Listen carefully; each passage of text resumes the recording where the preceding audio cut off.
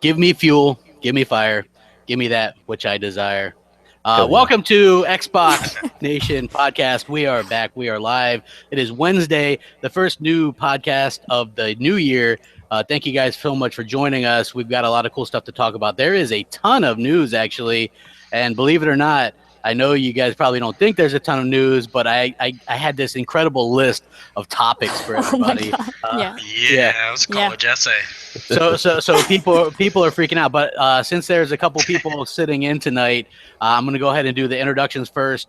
GKB, the governor from Console Corner, who was like kicking my ass in content and everything. And how you doing, bro? What's going on, Crap? You set the bar, man. So I had to raise my game for this year, bro. So I'm bringing it.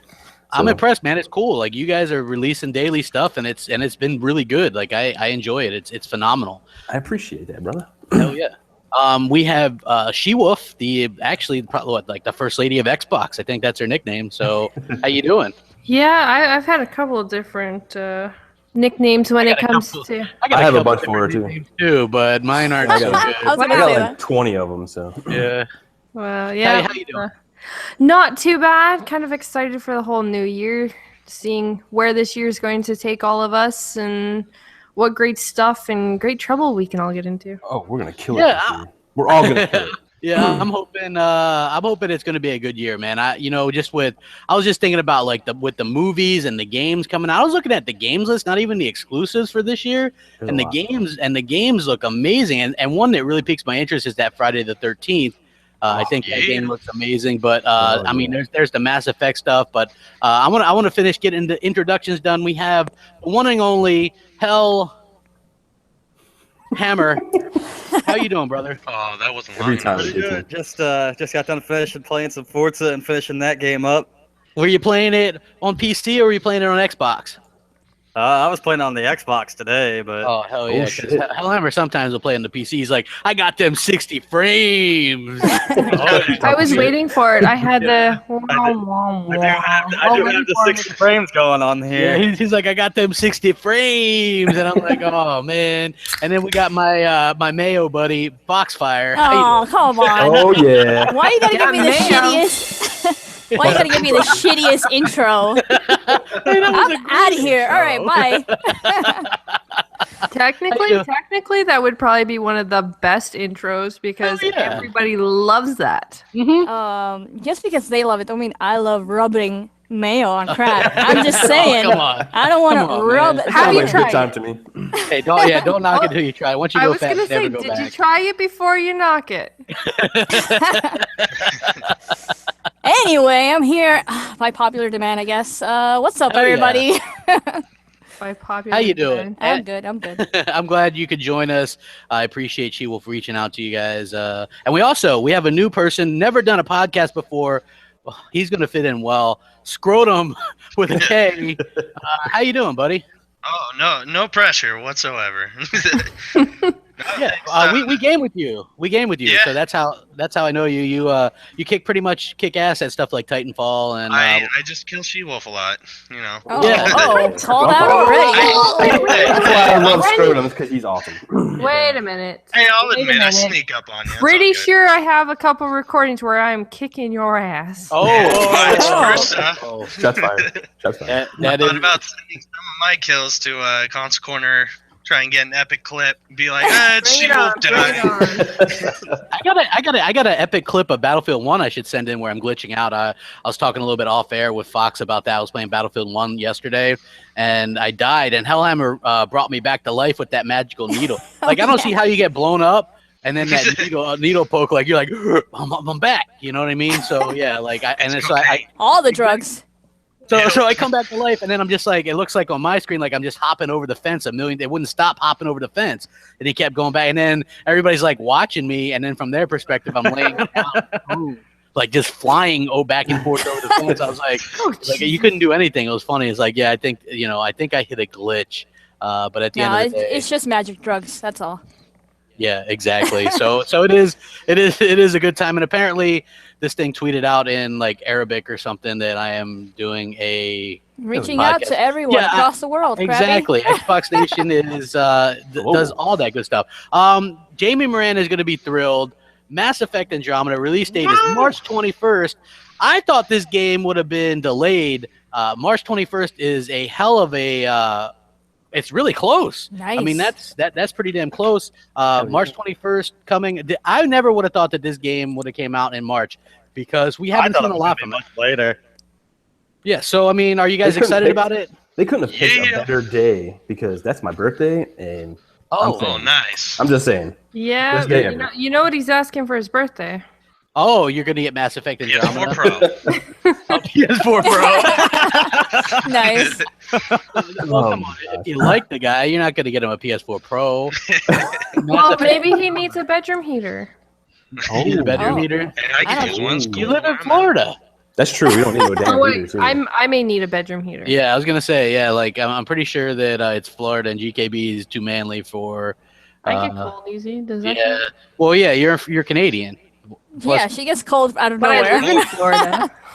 Yeah, I never get That's cold. what happens when you channel the Canadian air into Yeah. yourself. Yeah, you're like, Oh, hey, I see. I'm very cold, eh? Yeah, it's 75, eh? I better get a sweater, eh? Oh my so- god. Oh my god. Sorry. Never heard that in my life. So what is your guys' thoughts? Is everybody down for this game? You guys excited? Oh my god, yeah, I was super surprised. I thought it was going to be June or even later. But March is really nice. It's right around the corner. So Yeah, that's awesome. I thought for sure it was going to be June, July, August or so. I mean, of course, I'm a big RPG fan, so this is a big news for me. Hell when they yeah, showed it it is. off- When they showed it off in the was it the pro reveal and all that kind of stuff, it looked like it was almost like a finished product at that point. So Yeah, in that's what I March, thought. it's kind of a surprise, but not really because it looked like it was pretty far along in development. But I'm really excited about the story. The new characters, you're in a new galaxy and all that kind of stuff, and how it fits in the timeline. And I'm just wondering, like, are they going to find out the events that kind of happened while they were in sleep and stasis and all this kind of stuff, like with Shepard and all that kind of stuff? Or are they just going to like totally leave it out of the game completely? Yeah, I think they're going to leave it out of the game completely, or more or less, because to be honest, it's going to be difficult for them to introduce that in there, since their Mass Effect 1, 2, and 3 were so decision based. It's just like how they did with Inquisition on Dragon Age. They can't really cross over that border of importing those save files or anything. I don't even think I even have those anymore.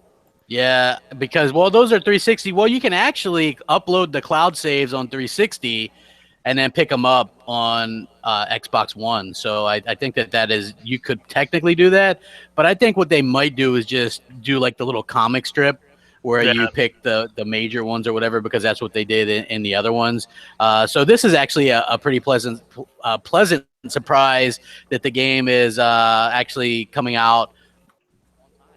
So yeah, I think that's freaking phenomenal. Shiwa, are you excited about this game? Do you like Mass Effect? I haven't played the other ones, but watching the trailers and all that kind of stuff, I was actually excited for this one, and I'm probably going to actually try to beat the other ones because after all, they are all backwards compat. So I might as well try and beat them before this one comes out, and then just kind of get a feel for the new one. So. They're in the EA Access Vault as that's well. just what I was gonna say. Yeah, too. You that have too. plenty of time to really beat them, because you can really, if you just want to go just get a feel for Just the get through story, Yeah. like Yeah. you can play through them pretty quickly. I think the But first some one. people though told me though that not everyone likes Mass Effect, so you kind of have to be careful because they're You just triggered Jamie.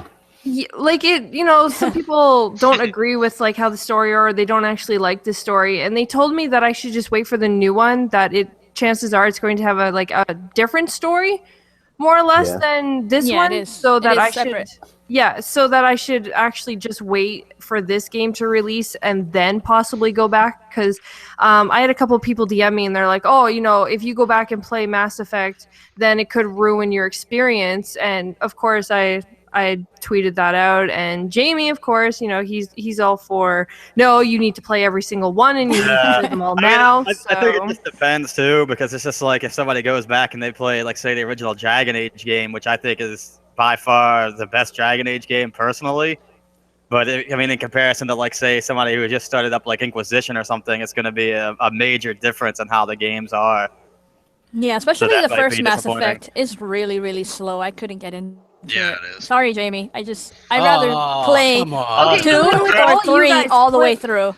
Well, then with Mass all you Effect guys 1 was that great. have played it, would you guys recommend that I just wait, or should I actually like? It depends. Like, are you into those type of games? Like, do you want to like know the story? Do you really care at this point? Because the new one's probably not even going to take place in that timeline. Well, see, Yeah. that's the thing. Like, am I Yeah, wasting my separate. time in the long run? I mean, maybe to feel out the mechanics and the way the game plays, because it's probably going to play similar to the new one. I mean, I think it would still help out with some of the storyline. Yeah. I mean, you're still found the base kind of thing with like the Mass Effect gates and that sort of thing.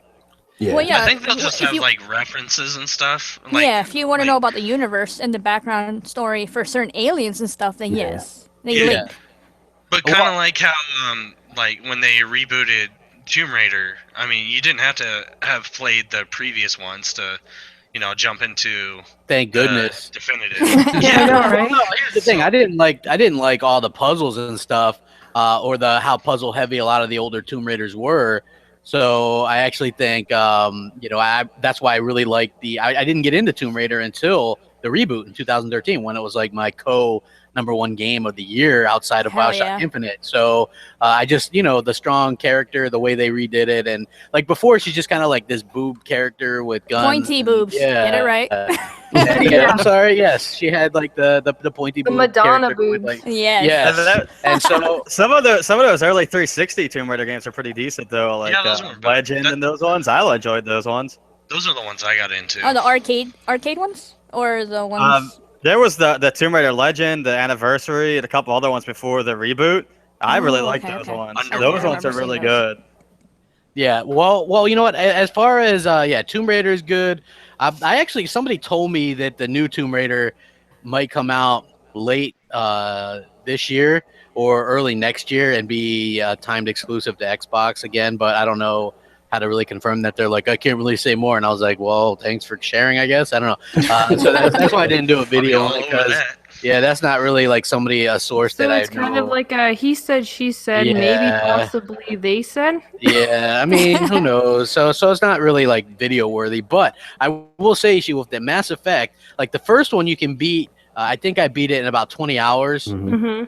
quick playthrough, and then the second one, I think I beat that one in about 25 hours. Third one was about 25 hours. So yeah, there's like some time, but it's like really good story. And I did that's with like the DLC and side quests and stuff. You could probably do it faster. You're pretty used to those types of games as well. So one cool thing is we also get to play it early with EA Access. So we'll get, like I'm going to be into that. We probably only get 10 hours early, but still it's all going to carry over. And you'll get your Hey, achievements. 10 hours is a good chunk of gaming. Yeah, I was gonna say, if someone sits there for 10 hours, that, like, especially depending exactly how long the campaign, because think about it, like most single players are usually between 8 to 15 hours is a standard, of course, is what I'm referring to. Yeah. So if that's the case, you could beat a lot. But the question is that what they're going to do? Because Mass Effect doesn't actually have like multiplayer, correct? The Well, third no. one did. The third one. Third one did, and this one most likely will have some sort of multiplayer. I was gonna as say, well. was there any confirmation that this one was going to have it? I would mean, I would assume it's so, gonna have the because I mean, same- Dragon Age Inquisition they threw in multiplayer. Yeah, I think it's gonna have it too. Yeah, absolutely. Just because they know, like EA knows that they want people to keep, even though we're going more and more digital, they want people to keep their games in their consoles, right? Yeah. So basically, they don't want people to play through a game and then trade it in. So what stops you from doing that? Well, the promise of DLC later, and then they hope by the time you get done with all the DLC or the multiplayer as well, that the game's trading value is worthless, and so you'll just keep the Just game. keep it anyway. Yeah. Yes. So I So mean, do you you think- can't really blame them. I mean, you can't blame them.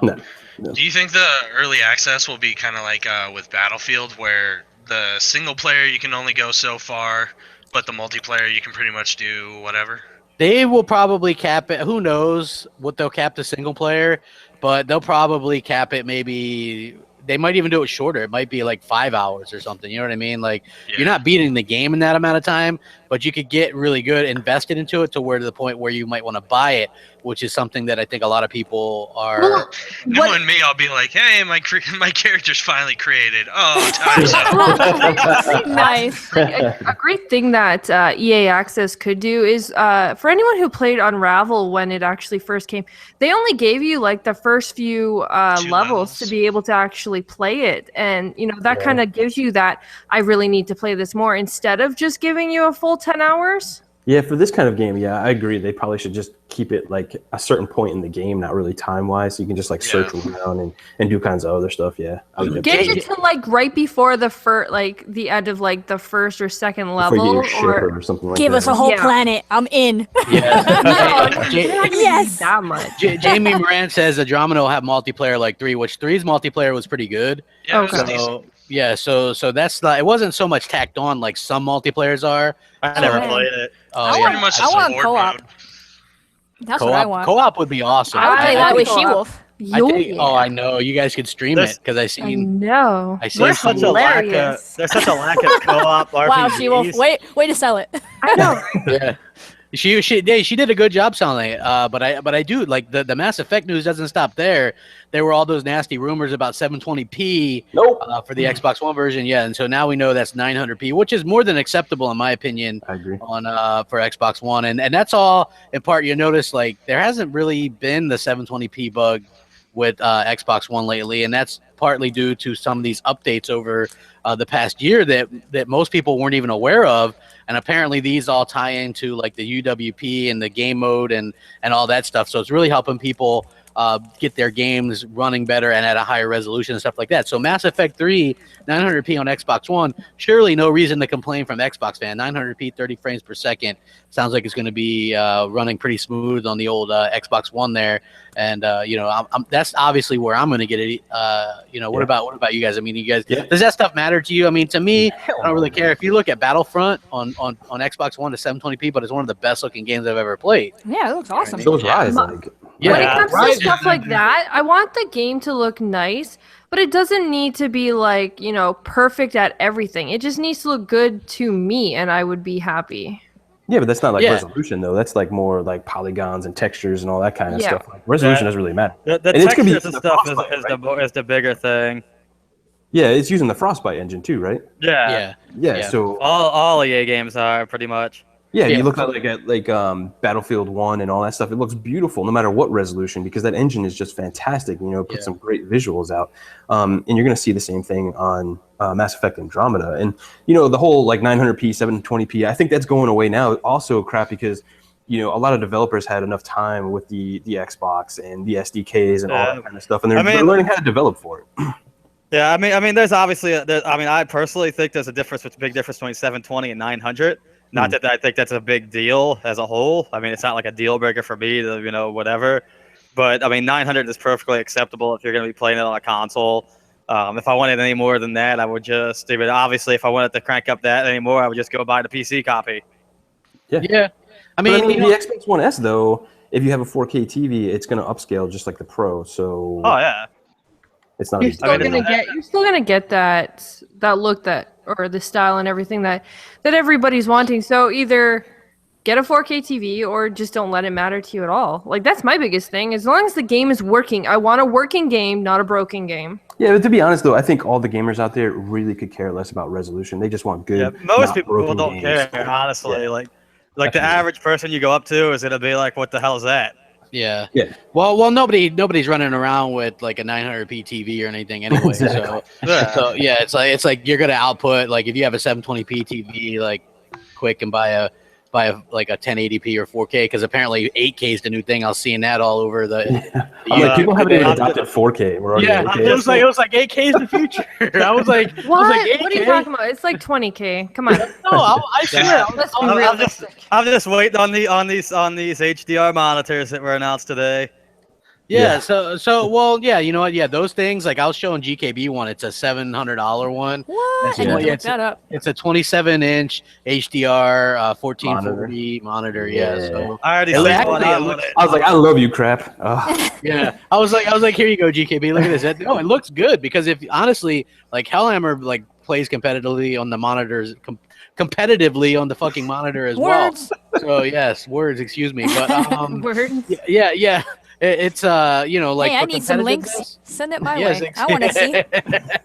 Hey, it's pretty nice. Like that's It not a is bad really price nice, for a yeah. full HDR, HDR 10 or Yeah, I'm about to- 1000 or whatever the hell they I call Play it. think on a myself two of 24 or the 26. Damn it, I don't even remember now. Yeah, see, like kick ass. It like I never seen. Well, Oh, thank you. actually, You and know. she will, you and she will both. I mean, well, not. See, now I'm just in this whole Yes, section we do where tag team girls can sometimes. game. Great. Well, Exposed. Girls can game. That joke writes itself. That's a little bit too easy for me, even me. You know what I mean? But yeah, so yeah, the smaller monitor for competitive gaming, I get that completely. I've You know been what I mean? using that for everything. I mean, I've been playing on my monitor, even Forza and stuff, the single player stuff. Yeah. It's just for me, it's just much easier to be like engrossed in the game with that for me. Yeah, well, when you used to Yeah. play, when you used to be good at Call of Duty 4 back in the day, that was Damn. yeah, that was because you used to play on a monitor back when most people probably still had a standard def TV. And Hellhammer brought this up to me the other day after one of those ass slappings that he took on Call of Duty 4, and he's like, Dude, we Man. both get smacked on that game, so you can't even say it's just me. "Man, hey, I don't want to say that I get smacked." Like Hellhammer's like, "I'm done. I'm uninstalling the game." I'm Well, about that's to break because the I just controller." that's because I get frustrated. But the difference is I got a positive KD ratio on that game versus your like 0.7. So Mine's not a 0.7. It's like Dang. a dude, it's like a 0.5. 0.7, 0.8. Don't make me go take a fucking Exposed. screenshot of that shit Comes right out. now. Yeah, it does. Here we We go. all know the truth. Yeah. I'm So- booting then up you Call of play Duty with 4 right now. But it's funny though, because he's talking all this shit, but then you actually play with him, and when he starts dying and stuff, he's like, "I'm done." Okay. Yeah, I'm done. I remember I Much, did but play. he- We yeah. played some Call of Duty there, buddy, and you were ready to just freaking break your Oh, yeah. controller and be done with it. His so. favorite thing to say is "I'm done, I'm Oh, done," yeah. and now he's like, "I can't use any of the weapons I used to like," and he's like, "So I'll just use a saw with Juggernaut." And then whenever he gets a kill, he's like, "Installed, bitch, yeah, saw, bitch, Yeah, yeah." Like, gotta have fun with it when you're getting smacked somehow. So yeah, well, I 100% agree. I think it's funny as hell. But yeah, like so, but he did point that out because I was playing on a plasma HD, even though it was only 720 at the time, back when we were playing Call of Duty 4, and Hellhammer was playing on a monitor, so we maybe had a little bit of advantage, could explain why we're a little bit better. Plus, botting. we had... I'm botting? No, you're good. Yeah, you went a little bit. You got really slow, but you're back. Okay, Yeah, yeah, you're good. so I think that also the internet thing, like everybody's internet has gotten much better, and ours is Only gotten a little bit better. gotten a little bit better, so- A little bit more. Yeah, a little bit. Yeah. Yes. We a got little- we got the PS4 Pro of our internet. Yes, exactly. So I think that it's interesting. Oh wait, hold on. Somebody just announced that they've sold through 8.7 million copies of Uncharted 4. Huh, interesting. That's a lot of copies for that game. You'd figure they Yay. would have touted that earlier. It's not a bad game for sure. I mean, I guess congrats to them. You know, Yeah, some Not games, good thing. Yeah. Not bad at all. So yeah, and they also said they're at 53 million. Those bundles, they really Yeah. help. Well, hey, but you know what? I mean, good for them. I think that obviously they like to announce like the numbers and stuff like that. I think that's cool, but I just don't think that it's, to me, that means diddly squat. You know, if you don't really have the games to kind of back it up or whatever. So Yeah, I was gonna say, how many people are like me that's just collecting dust? It's like, yeah, they're Yeah. sold, but it just sits there. Yeah, exactly. I mean, so I mean, it kind of is what it is. So the game Rhyme, which was going to be a PlayStation 4 exclusive, it was on the lists like of the fanboys for the longest time. The list. They're like Rhyme, and I'm like, okay, like the game looks okay, looks interesting. Phil Spencer kind of regretted it not getting it on the Xbox One, but now it kind of has come back from the dead, and it's multi-platform. It's going to be on the Xbox One, PS4, and the Nintendo Switch as well. Kind of looks like a cross between, I don't know, like maybe Last Guardian, some other kind of platforming puzzle action game. What's your guys' thoughts on this? Did you guys see the trailer? I'm No, I watching it haven't- right now. I haven't haven't- seen anything about it. No, I've seen some I've images. I heard didn't get to about see it, but I don't really know too much about what the game is. Oh, okay. I checked out a bunch of images and all. Like, I haven't seen the trailer yet, crap. But I mean, it looks like a game I would play. To be honest with you, like I like a lot of those indie type kind of games. Yeah. And to be honest, like I think going back to like the whole exclusivity thing, I think more and more we're going to see only first parties be exclusive, anymore. Like all these like third parties and all that kind of stuff. I don't think exclusivity is going to be a thing for them. Maybe timed, maybe like DLC kind of stuff, but I think exclusivity is kind of just going away. I agree completely. I see a lot of things being timed exclusives or coming over, even though they said they weren't. So I can see that from now on happening for sure. That's not the only one. I mean, we got The Witness, right? And then we got Firewatch. We got a whole bunch that people were like, no, you can only play it over here, but now we're playing it too. Yeah, I mean, especially when you have these smaller developers, look, it makes no sense to make an independent game exclusive to one console and limit your user base. It makes no sense whatsoever. I mean, look, if I'm trying to sell a game, I want to try to sell it to as many people as possible, not just X amount of people over here, X amount of people over there. That's why we've gotten so many indie games and stuff. I mean, look through the list of the indie games on the Xbox, and we got a lot of games that started out either as a PS4 exclusive or a PC only or whatever the case may be, and now it's across all 3 platforms. Yeah, I see that happening with Steam, and they have a lot of good stuff over there they bring over to the Xbox, like Gone Home and stuff like that. So. Yeah, some of that stuff on Steam is real garbage. they have a lot of great deals, but yes, you're right. Yeah, they have a lot of games. Well, you know what? Like I don't know. Like this game here's where I'm at. Like GKB, you mentioned earlier, we're a few years into the console cycle, so the games are getting better. They're running better. They're looking better. We're also like early on, we were inundated with really bad indie games, right? Like I know there's a few that are good, but now it seems like we're getting some of the better ones, and I'm actually kind of thankful for that because they're kind of taking the place of the AA games, and not everything has to be 8-bit or whatever. You know what I mean? I mean, I'm all for different types of graphics and styles and art styles and things like that. But this is one that looks pretty good. You know what I mean? It's kind of a good art style to it, and I think that the time off because they were like, oh, well, Sony's not publishing anymore, and now I think maybe GameStop's publishing it or something. I don't know, but I do think it's interesting, and now that it's going to be multi-platform. She-Wolf, did you see the trailer for this? No. No. Okay. Well. No, I'm sorry. It's okay. No. I just watched the trailer. It looks pretty interesting. I mean, it looks. Yeah. I mean. Like it's probably going to be like a $20 game or something. Yeah, so I like the art style. It's got a very almost a Wind Waker-ish kind of feel to it. It's like Zelda-ish type, Zelda / Last Guardian-ish type thing or whatever. So I don't know. It looked kind of interesting to me. I think that it's cool that it's more people are gonna be able to play it because like everybody was already saying. It's cool that these developers, it's so expensive to make games now. I'm all for like these developers, even the indie ones. Take your time, get it on as many platforms as you can. You know what I mean? Like, unless there's the line is so drawn with what quote unquote an exclusive is nowadays anyway that I don't really think it matters. But another one also that's was rated for Xbox after originally being called the PS4 exclusive was Ace Combat 7. And while I really have no interest in this game, again, it's pretty cool that I don't know why the secrecy, like that always kind of baffles my mind a bit. Like why the secrecy? Like how they announce it and stuff. Yeah, like it's PS4. Like okay, well, is it PS4 only? Is it gonna make a debut on PS4? Is it going? Like what's it gonna do? You know what I mean? Like I think that would be the kind of question that I have. Anyone here interested in that or? I'm definitely. I played a lot of the.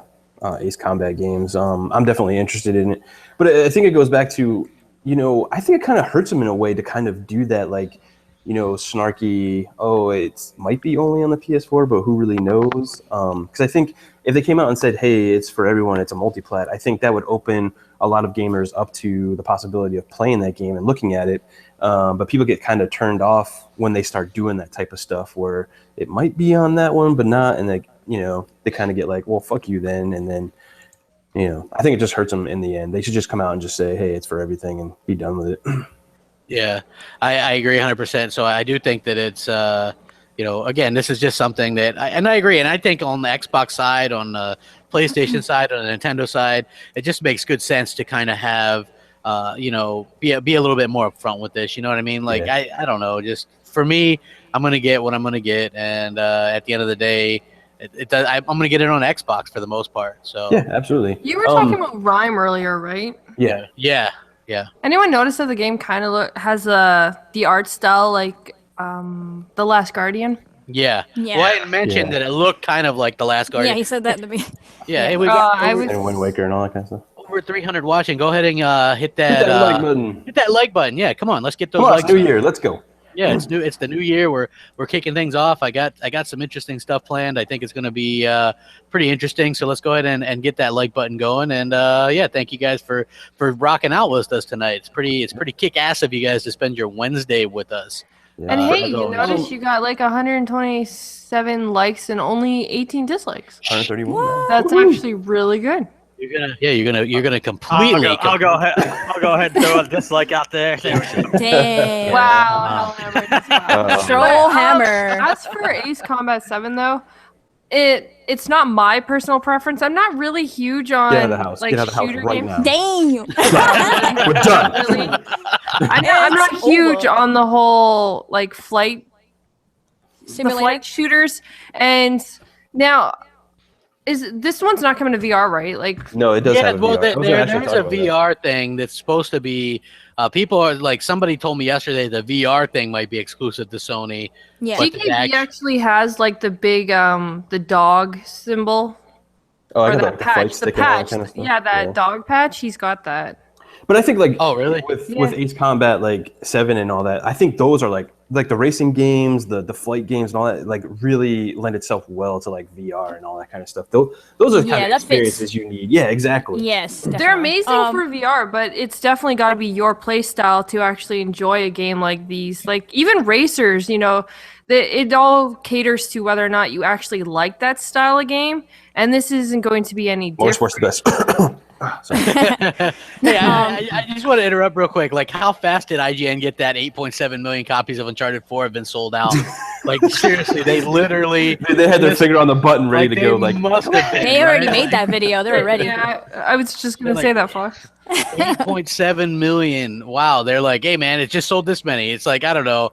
You can sit there and say that there's no biased media or whatever, but I do know that when Microsoft tends to win NPD or do well, They tell you months later. Yeah, it's like, or what they say is, yeah, well, the Xbox One won NPD, but technically the 3DS won it this month. You know what I mean? God, it's so dumb. Yeah, technically the 3DS won. Wow, what a load of crap. But anyway, so GKB, you've played these series before, right? Yeah, absolutely, man. I enjoyed the crap out of them. I like the whole like dog fighting and all that kind of stuff, and they take it pretty seriously for the most part in those kind of games. It's kind of the stories are like whatever, they're kind of just like thrown in, but for the most part, like the flight mechanics and all that kind of stuff is really well done. So okay, I'm up for it. Me too. I actually been into those games since like years ago with Microsoft Flight Sim. I think the last one was like 2006 or something. So you played some flight simulator stuff? Yeah, I've done that too, man. Oh yeah. Well, I seen in your room tour, GKB, that had me incredibly jealous. I've seen that you have like a racing setup. Racing thing. Yeah, that's pretty damn built impressive. That. We went to like one of those old car junkie places, and we actually found he had to like test out seats just to find the right one. That would I was jumping like every fucking car there was possibly there. This doesn't feel right. I need the right seat. feel. Can actually like just adjust back and forth if he needs it to. And then of course that's the Fanatic wheel that he was talking about on Console Corner last night and stuff like that. That is pretty damn awesome. I gotta say, like, for those that don't know, you guys should definitely check out GKB and She-Wolf's channel, Console Gamers Know Best. They do like daily content stuff. Don't worry, I'll plug Firefox. Cheers, Foxfire. No, you ruined it. It's over. Yeah, she's a web browser now. Yeah, you're a web browser now. Yeah, I want to be here. I'm so impressed with your guys' setup. I'm just like, damn, man, you guys got like this like nice art deco style thing for unboxing with like cool designs and stuff. Like, man, you got Transformers. I don't have any Transformers. What the hell? He didn't put Optimus Prime in there though. I know. Like, where the hell is Optimus? He's gonna go in, but like I want to wait for the videos because I kind of got like a funny way to like implement them into the videos and stuff. But that sounds bad. No, it'll be good. Yeah. Go ahead, Fox. I'll jump in about the Ace Combat thing because I used to play him on the PSP, And then I played it on the 360 when it was an exclusive on the 360, the Ace Combat 6. Yep. So that was actually really fun. And some people can't play them, like my brothers. They would get like sick because of all the Motion moving around and sickness, stuff yeah. like that. Yeah. So it does depend on the person if they could play games like that, especially first person or anything like that. So They I only think first that is pretty person? cool. I've No, never it played does. any of them. No, it does both. It does both. Oh, okay. But it's cool though that it's gonna come over to the Xbox. I'm looking forward to it. Actually, that was one of the games I noticed that they showed off in the PlayStation experience that I thought was pretty cool. Yeah, So, they showed it off at the PlayStation experience, which again, like it's not really my cup of tea, but I thought it was pretty interesting that they kind of showed that off or whatever. So anyway, like I mean, it kind of is what it is. But what about you, Scrotum? Is that like something that you're into? Not really, don't really care. Well, I haven't played any of the other ones, but like I don't mind like space games with ship combat and stuff as long as it's third person. Yeah. So when you play Battlefield, you flip it to third person. Well, I haven't done it on Battlefield, but even Call of Duty, like that one kind of bugged me. Like I don't like first person flying. It wasn't terrible, but yeah, it was okay. I would switch it to third. I actually like the Infinite Warfare stuff. Like, I didn't mind the first person. Yeah, but when I play like Battlefield 1 or Battlefield 4, yeah, I do switch it to third person like right away. I always find it funny when people are like, "Wow, you can switch it," and I'm like, "Yeah." You know what I mean? Like that's what I do. Otherwise, you can't see shit. Yeah, I play like first person. Even with like Forza Horizon, I get like the farthest camera I can away. Oh. Yeah, well, like, that's what I do. I'm in the car. I'm totally in there. Yeah. I don't like I don't like driving games in first person. I don't know. I can't see shit when I'm driving them in first person. You guys are blind. No, I'm kidding. Oh well, no. I have video of me playing Blizzard Island, right, in first person. A little bit of it. I think it might have been up yet today or yesterday. And literally, I can't stay on the road. I'm just like, oh, Blizzard is different. Yeah. That's really hard to see. Exactly. Yeah, I think it depends. My problem with it is that you only get like half of the windshield look, so it's like I can't see. Also, it depends on the car, because certain cars have bigger windows than others. Yeah. And if it does have a small window, yeah, I switch it. But yeah, everything I drive is like super tiny, so I can't see. He got the miniature cars. Yeah, he drives in like the Mini Beetle Cooper and stuff. and Yeah, the Mini Cooper. Like that's his favorite stuff. Like I saw your collection of Forza games, Fox. That's pretty damn impressive. Yeah. BJ. And she keeps them all physical. So yeah. I mean, I have them all physical too, but I have the I game share with Hellheimer, so I bought the physical version of Forza Horizon 3, the collector's edition, and I have some digital as well, like the Fast and the Furious. You can't see that one, but yeah I have it. Yeah, I have. That was awesome because it was an easy 1,000 gamer score free on like Xbox. 2 hours. Yeah, like Xbox 360. I played on both. Yeah, that was nice. That was a pretty good month for gaming. As far as achievements and things like that. But I want to talk a little bit about this PS4 sizzle reel that shows off all the PS4 exclusives coming out in 2017. And some of the ones noticeably missing are Spider-Man, God of War, Last of Us 2, Death Stranding, Days Gone, Shenmue 3. Even though Dreams and Detroit Become Human were in there, it was later retracted that those games aren't actually slated to come out. And also no Crash Bandicoot collection in here either. The Crash Bandicoot collection had me thinking, that maybe that's not an exclusive. And that's why since this was an exclusive thing, it could be a timed exclusive. Yeah. I mean, look, because Sony doesn't own the rights to that. That's Activision, isn't it? Yeah, that's Activision, and Sony never owned the rights. So it's not like they sold off the rights or I mean the whatever. I mean Activision owns the games. I mean they're a third-party publisher and company, so they're wanting to make as much money as possible. And so obviously, I know you're going to people are associate Crash Bandicoot with the PlayStation brand, and I understand that. Right. But from a business standpoint, if you're going to put money into remaking these games, put them out on as many platforms as possible. Who cares where they originally started? Because like nowadays we all play on whatever. It's like we all have a preference or whatever. As far as like third party games, man, it always is kind of annoying unless the company is funding it, like Sony funded Street Fighter 5. I'm perfectly fine with that. You know what I mean? Like I am fine with that. Like Microsoft funded Dead Rising 3. Microsoft funded exactly, Rise of the Tomb Raider. So I am perfectly fine with if you're funding a game, you can keep it or a timed exclusive or whatever. The problem that I have and that I've always had is the DLC and some of these games that aren't particularly that weren't funded and they're just kept off for whatever reason. But Yeah, Destiny. I mean, yeah, Destiny again, like 2 years people have to wait. That is absolutely ridiculous, and I don't think that's by then you very already have consumer everything friendly. else out for it, so there's no point in even going back to playing any of that. Now look, by the time Xbox One owners get some of that Destiny content, Destiny 2 will be out. Yeah. So Well, that's You the know, thing my too. Is thing like, is- sorry, Shu. On the Destiny 2 thing, let's say like Microsoft gets the marketing rights for that. I can guarantee you, like Xbox ain't gonna do that kind of a deal, or Bungie won't even throw them that kind of deal. So it'll probably be, everybody gets the DLC probably close to the same time, or maybe Xbox Maybe guys like might a get it a little 30-day early. thing. Yeah, like a little bit early, but there won't Right. be no fucking 2-year like ban for any other like platform. That's gonna be not even happening. So that's kind of a bullshit thing, and I agree with like crap on that. Like that's fucking astronomically ridiculous. Like why are we even fucking? But as far as like the topic on the sizzle reel with those, it makes sense to me because honestly, like when they showed them at E3 and other places, like they weren't even close to being fucking done in development whatsoever. So yeah, I don't see them coming out next year at all. So yeah, exactly. Like I'm a little bit bummed because obviously, I'm a PS4 owner. I was hoping that at least maybe one or two of these games would make it. Like to be honest with you, I'm not really interested in I thought like maybe Detroit.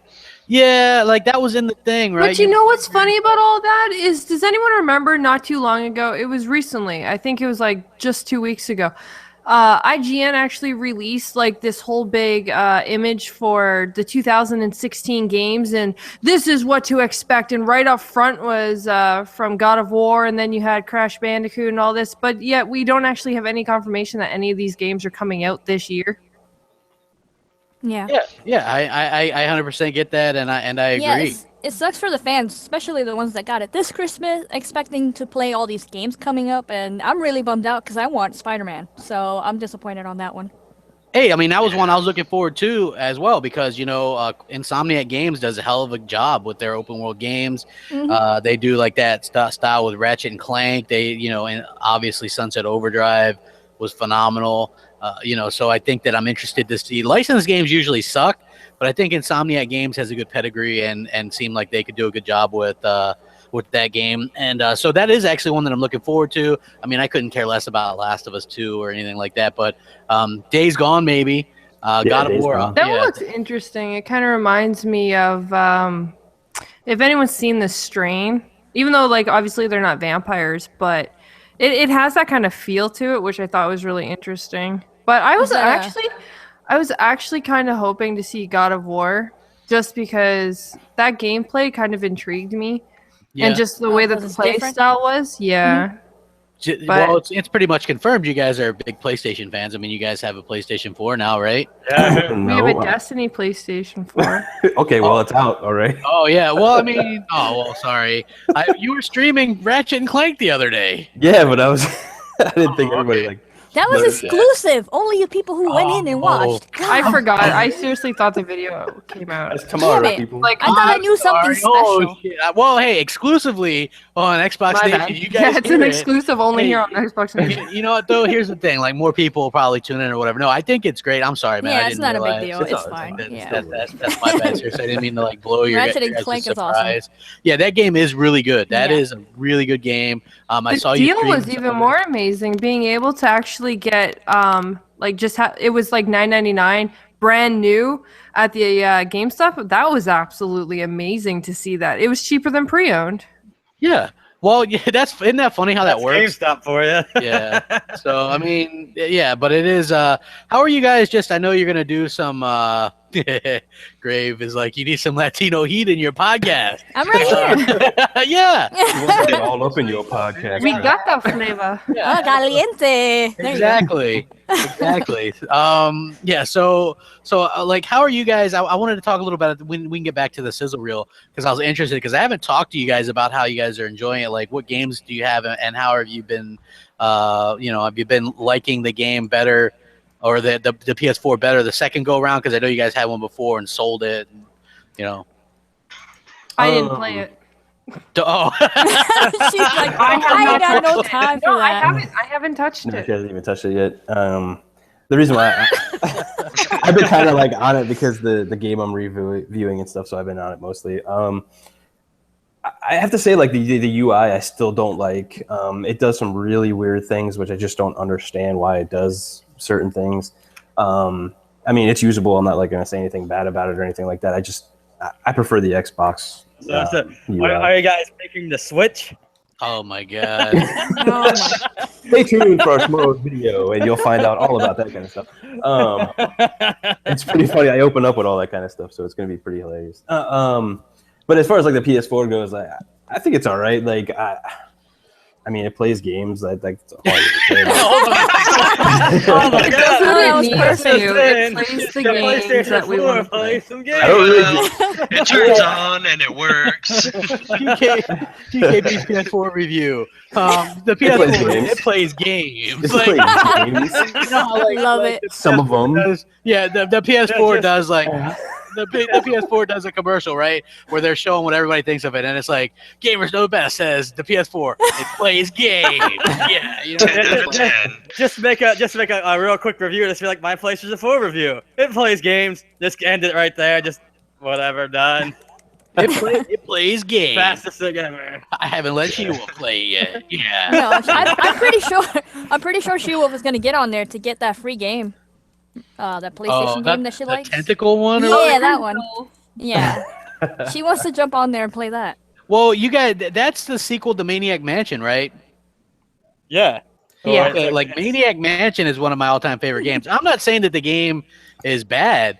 I'm just saying that it's just not a like AAA game, you know. And it would be nice if they threw out a couple of AAA games for the fans a little bit. You know what I mean? I bought that game for $1 the other day off of Steam. So Yeah, blah blah blah. Yeah, and how many times are you gonna play it, Hellhammer? probably never. He has like 180 games and he hasn't played not one. Oh, I got more than that. I think I only got like 8 games for the PS4 right now. We got Yeah. You almost got More as than many as me. me. We have a like, lot the of exclusive the AAA titles. Like we have the The Order Uncharted, 1886. Order, Yeah, we have Bloodborne. We Call have Drivers. yep. We also we even have Killzone. Call of Duty Advanced Warfare for it. So Oh, did you buy that digitally? Is that why you still have it?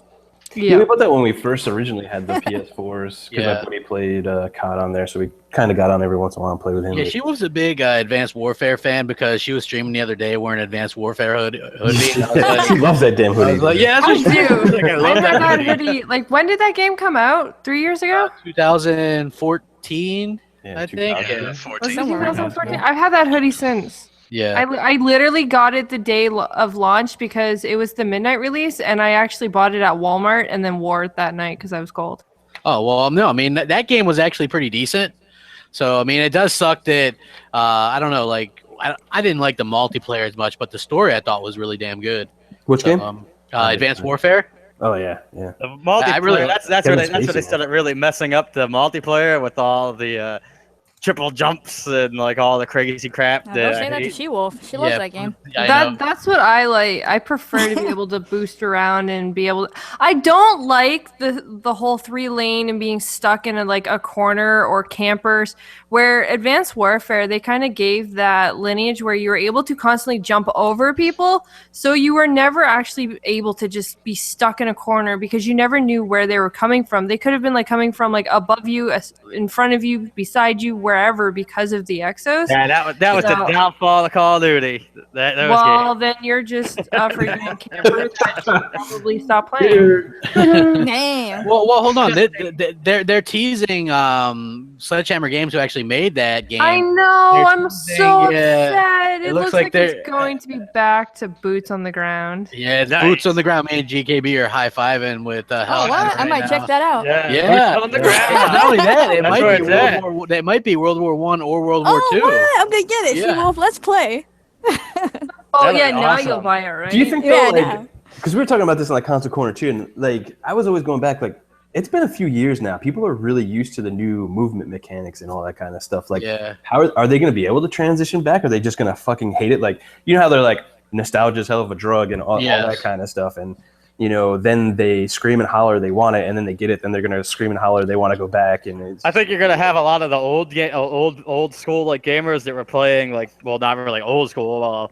I guess you could consider it as such, like the original Call of Duty 4 and such like that. If you think about that, that was 10 years ago. That was 10 years ago. You do have to wonder if like a lot of the impact of this game was because of the fact it was, a lot of people complained about Black Ops 3, and then when I can't even think of, oh my god, I am so freaking brain dead today.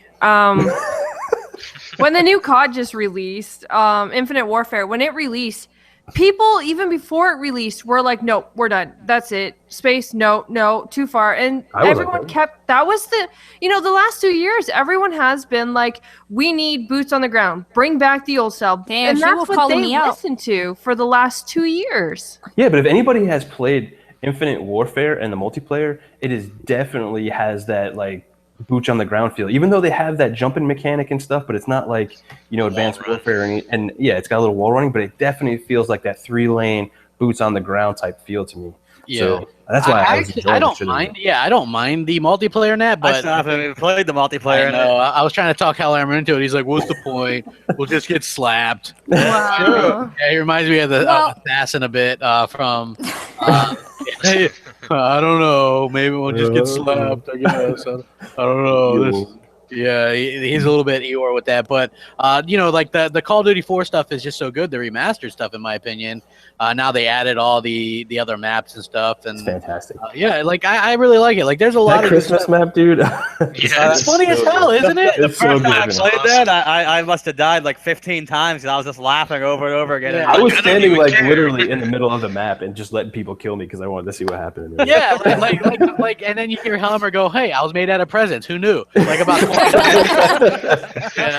So it's it's pretty damn funny. But I just like back on topic to this thing. Like you guys, so you have a PS4. So obviously you're a PS4 owner. You want some of these games. Like I would love if God of War were to come out later. I think that'd be fantastic.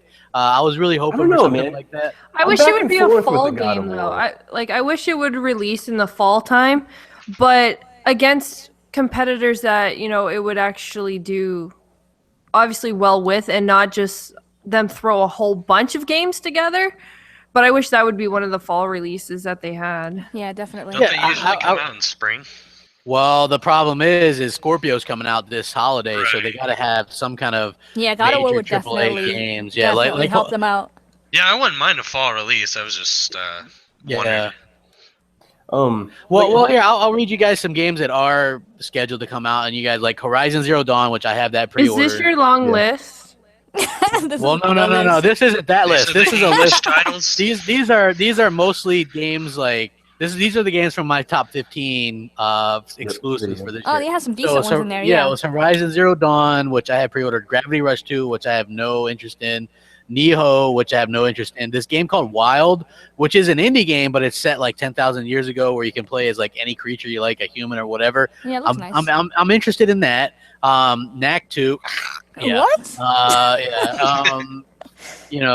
Final Fantasy VII Remake. I heard Hellhammer might be forced to buy a PS4 to get that game. Yeah.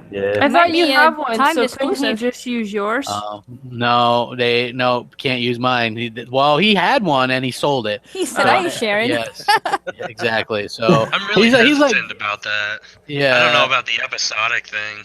Yeah. I mean, I don't know, but like Hellhammer's wife really was into Final Fantasy VII, and I was like, well, it might be. Games, so. Yeah, I said, you know what, it might be coming to Xbox, and she was like, yeah, but it just would feel weird without a PlayStation controller. So fair enough. But Final Fantasy VII Remake. The other thing that I'm interested in, so far, Horizon Zero Dawn is something that I'm getting.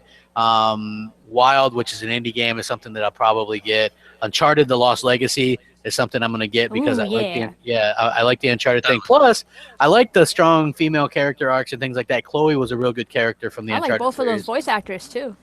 Yeah, so me too. Like, you too. played the? Yeah, well, I know. Let's see. So Uncharted: The Lost Legacy, MLB The Show 17, which I like baseball, but I don't want to pay $60 a year to play. play a game that really gets boring fast. But that's cool for those that like that game. It's the only option you have, basically. So yeah, I'm probably gonna pick that up because I love baseball. Yeah. Oh yeah. Hey, you know what? Maybe I might get it. We could play against each other or something. I don't know. Yeah. Like, I think that'd be cool. I guess. Gran Turismo Sport.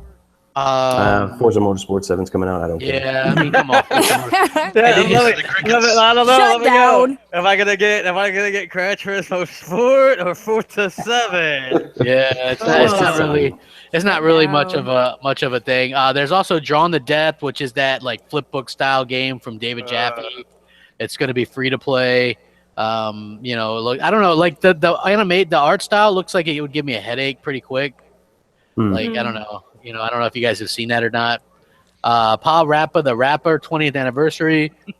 That's a rematch. I don't know. I might play that one. Yeah, see, that's she wheelhouse right there. Nostalgia. Yeah, it is. Like, she was like, I was 8 years old when this game was out.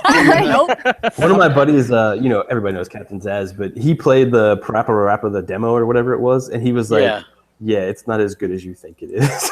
Yeah, well, because like, it really shows its age. Yeah, well, obviously that it's probably not as good. Plus, it's not a very long game or whatever. Hey, we're almost up to 200 likes, folks. Hit that like button. Let's keep it rolling. Let's keep the likes going and all that good stuff. Okay, so also there's Days Gone, which might come out. Like, here's my thinking behind Days Gone. Yeah, right, because Days Gone might come out this year, and the reason why I say that is because they're coming out. They like Last of Us 2 is probably a next year title around the holiday, right? Makes sense. Yeah. You can't have two zombie games. Yeah, come out at the same time. Just in my opinion, you can't have those two zombie games coming out at the same time. It's like Microsoft couldn't have done that. Even if State of Decay 2 State of Decay 2 and Dead Rising 4 at the same time, that'd be like terrible.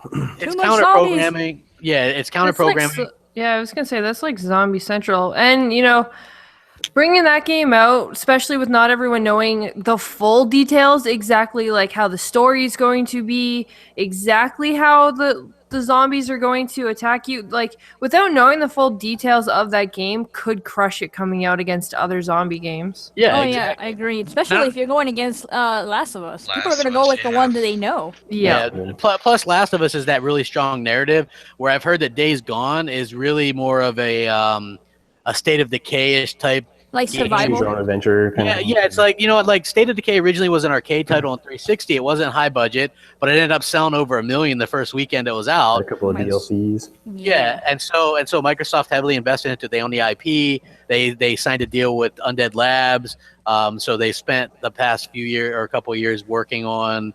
People really wanted co-op. So Days Gone might be that same situation. I think it's not a huge high budget. I'm not saying it's not AAA. I'm just saying it's not a huge high budget game. So it could come out towards the end of this year, and that wouldn't surprise me one bit. Kingdom Hearts 2.8. This is something that I might pick up, and for the reason being is because Kingdom Hearts 3 is still slated to come out this year. And I've never played any of these games. Oh, you should. I'm gonna be getting that one. Yeah, so I mean, I figured you would. So again, like so far on this PlayStation list that I have, it's like Horizon Zero Dawn. I'm gonna get Wild. I'd get the Uncharted Lost Legacy. I'd get maybe MLB The Show. Days Gone if that comes out. Kingdom Hearts 2.8 if that comes out. Wipeout Omega Collection. Ooh, Wipeout. Maybe. If it's cheap enough, I'm not going to pay $60 for it. Yeah, I already have it on the PS3 and the Vita, so yeah. Yeah, I do like the Wipeout games, but I'd much rather see a new F-Zero game coming out on the Switch. The Switch, huh? Yeah. I mean, we're going to get into some Switch talk a little bit later, but I don't want to bore everybody. Well, crap! I want to go back to what you were saying about like God of War and it looks cool and all that kind of stuff. And I thought that too when I saw it at like E3. I thought the everything that they showed, it was like, oh yeah, it looks really cool, it looks awesome, blah blah blah. But after thinking about it for a while, man, I don't know how I feel about the over the shoulder type gameplay now.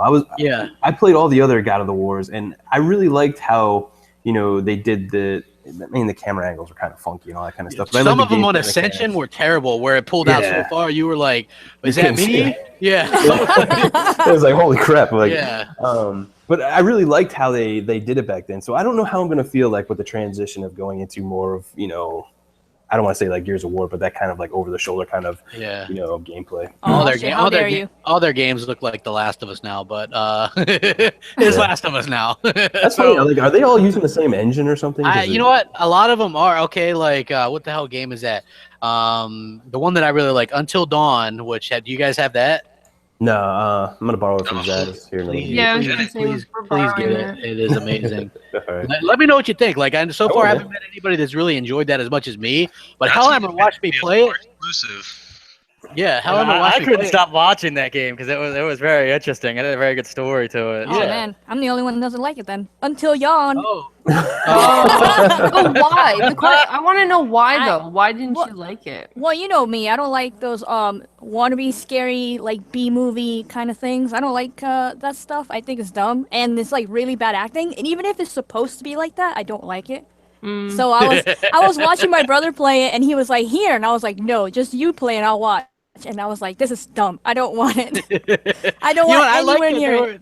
There were jump scares, and they were like It was so cheesy though. Yeah, well, I mean, a little bit was, but like for the most part, I don't know. I wanted all those girls to die. I wanted all those girls. He's like, I'm telling my brother, kill all those girls. They need to shut up. Have a closet serial killer. Yeah, she's just a hater. That's all. So shit. Sweet. Oh, okay. I'll remember that next time. And next time you need me to come in here. No, kidding. Was Let It Die on that list? Like, is that game set to release this year? Didn't it already release? No. Are you sure? I don't know. Pretty sure. I didn't think it was releasing yet.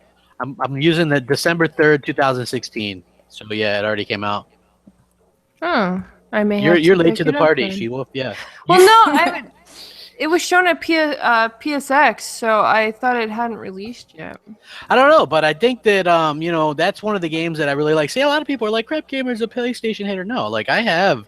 I have 10 physical. Yeah, I have 10 physical. You're laughing like and everything else. He does reviews on the games. I have a Vita too. Hellhammer. How many Vitas did you have, Hellhammer? Oh, I must have had two. I had two. And then what did you do with those?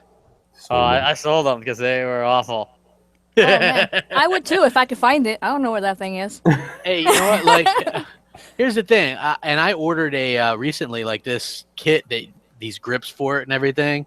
Like I'm hoping. I know what you're talking about. Yeah, like with the thumbs, and it has thumbsticks that you put on there too, so it makes it a little bit easier to handle. Because I do think it has some decent games on there for if you're on the go or whatever. But yeah, I'm not a PlayStation hater by any means. I just think that as a PlayStation owner, you just wish that their games would actually come out on a more regular basis and things like that, have a more sturdy network and things like that. So I think that that's something to keep in mind as well. Like, yeah, the Crapgamer, motherfucking pony breaker, and all that. What's wrong with like calling out like shit that needs to be fixed? Like honestly, like you shouldn't be like honestly, we shouldn't have to do that. Like the PlayStation fans should be doing that. Like It's unfortunate because I've done that with that's what I told my buddy Grave, who's like begging to get into the podcast. He's like, you need some Latino heat, we'll play Lowrider when I come in there. And I was like, no, man. I already got a Latino in here. And he's like, some 100% real Latino heat, Holmes. Oh, he's calling me out. Oh, okay. He's been asking this whole time to get on here. I know, man, but I'm just afraid. If anybody watched the live stream, you'll know why. Like I think it'd be fine. I might bring him on next week if man, I don't know. It has to be by popular demand. Yeah, we'll see. Like, he's a funny guy. But the funny thing is, whenever we live stream, we're always like we joke around so much, but then we're the only ones laughing. So it's like sometimes you just wonder, do we find each other funny? Like, as you know, because is it kind of one of those like inside? Are his jokes as funny as he thinks they are? Yeah, well, it's not just that. It's like our jokes too. Like, yeah, I mean, they're funny but offensive. Well, I mean, yeah, everything's offensive. I was like, oh shit, but I laughed anyway. Yeah, exactly. I mean, look, he's of Latin descent. He's a Mexican, but he, like, when we were playing Battlefield, he's like, hop over that Trump wall. You know what I mean?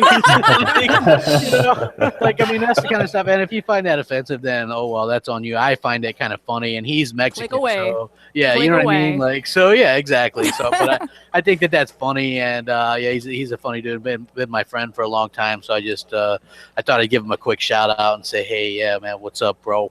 What's up, bro? Yeah, exactly. So yeah, like you guys. Well, She-Wolf hasn't even played the damn thing yet, but hopefully,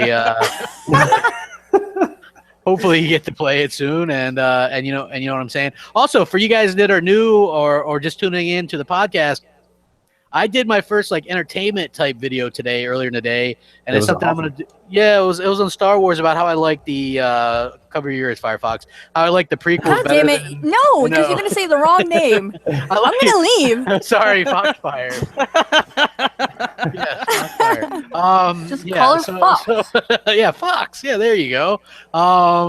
So yeah, I like the prequels better than the original trilogy, so I did it. But I like all Star Wars. Here Yes. comes the haters. I I can know. already hear it. I can already hear it. Can't wait for tomorrow in the Here they comment go. section. Misa It's don't gonna be like Crap fantastic. Gamer. Yeah, but you know the funny part, it's gonna all be started by Hellhammer. He's going to like just make something and then just start up this whole big line of like, Yeah, he comments. already Exposed, disliked the Crapgamer video. hates Star Wars.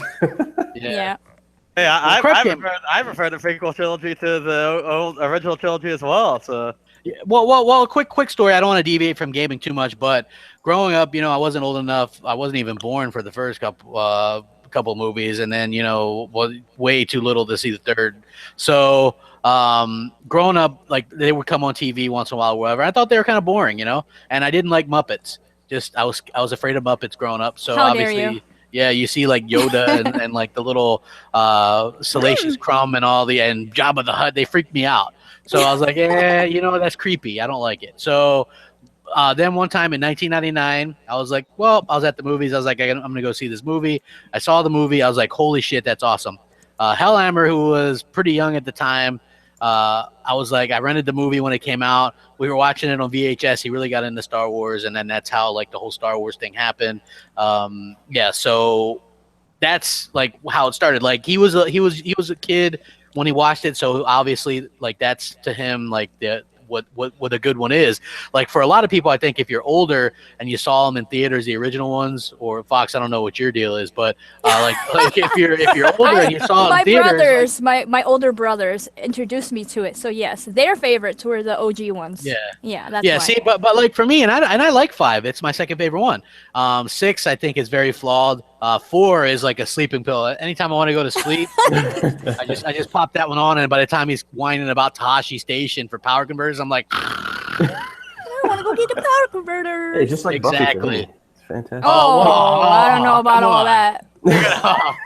See, there's no triggering with Buffy talk. Come on, Buffy is amazing. That's not Tell my him, Angel. fault. Tell It him. is Yes. fantastic It's to fall asleep amazing. to when I need to go to sleep. It's Oh, come fantastic. on, man! Like even Hellhammer likes that show, don't you, Hellhammer? yeah, I like a few of the episodes. Oh, bullshit! Yeah. He was See? singing See? along with the fucking I'm- musical. I know. I much preferred Angel over the Buffy series. Yeah. But Well, I mean, yeah. Well, it is a little bit darker and more. I heard Buffy. Yeah. Whoa, it's late. Well, yeah, This is where I had GKB to falls asleep, to people. make sure a couple people were in bed. So. Hey, She-Wolf, listen to this. GKB brought it up. Believe it or not. What? Whoa! Hold on. Number 1. yeah, I think if you rewind a little bit, he said he wanted to watch every episode here. GKB coming up never soon. said that. He said he Never wants to said see that. everything with you. Yeah, I know that's a lie and a half right there. That's for dang sure. I literally don't have stupid. Crap brought up falling forehead. asleep, and I was like, "Well, Buffy makes me fall asleep." So I said Star Wars Episode 4 makes me fall asleep. And then GKB brought up Buffy, but I think Buffy is amazing. I think and Angel is. Rogue One that is both those awesome, shows though. are amazing. Yeah. Yeah, Rogue One was fantastic. the last And you 10 know- minutes. Oh, And the funny thing was, like, we were doing game night. What was that? A couple weeks ago, You and I told, triggered everyone? I was trolling everybody. Well, I don't know about trolling, but I'm not going to give away what happens in the movie in Rogue One because I didn't see it at that point. But I was like, I'm a pretty intelligent guy. You have to figure that. Oh, get out of here. I was like, oh yeah, I know, right? I'm just a hillbilly. Yuck. But anyway, so I was like, like these characters aren't in any other Star Wars movies. These are the characters that score the quote unquote win victory or whatever. They're that's in the ninjas. opening You don't crawl. know. Yeah, it's like the opening crawl or whatever. So I was like, I can guarantee this is the dirty dozen of Star Wars movies, and it's gritty, and pretty much nobody's gonna survive. And boom, and I said it, and then Fox DM me. She goes, "Did you see the movie?" I was like, "No." No, but tell him what you actually said. That actually freaked me out. I said they all die. The robot dies. They all die. What game did you I was compare like- it to? What the hell game did I compare? I don't remember what game Halo. did I compare it to. Halo, yes. Halo. Oh, Halo Reach. That's Halo when I was Reach. like, oh Yeah. shit. Well, you know what? Halo Reach, that It's was a good, phenomenal game, right? Like, I played through it. Absolutely. We played through it 4-player co-op when it first came out. Me, Hellhammer, and a couple of other people that were in the clan. I would put Halo Reach as actually one of my all-time favorite Halo games. Yeah, I'm that's with really you, good. Hellhammer. I think it's the Really best good. campaign. And everybody was dying in that campaign. And then at the end, like, you're just all 4 of you there, and then How you're you just can stay fighting. alive. Yeah, like, I was the last one alive. My helmet's all cracked. Yep, it's And they're cracked. like, survive. And I'm like, I don't think there's an option to survive. In fact, I that's just the was only like, collector's edition Halo I have. yeah. Everybody had Nice. to die.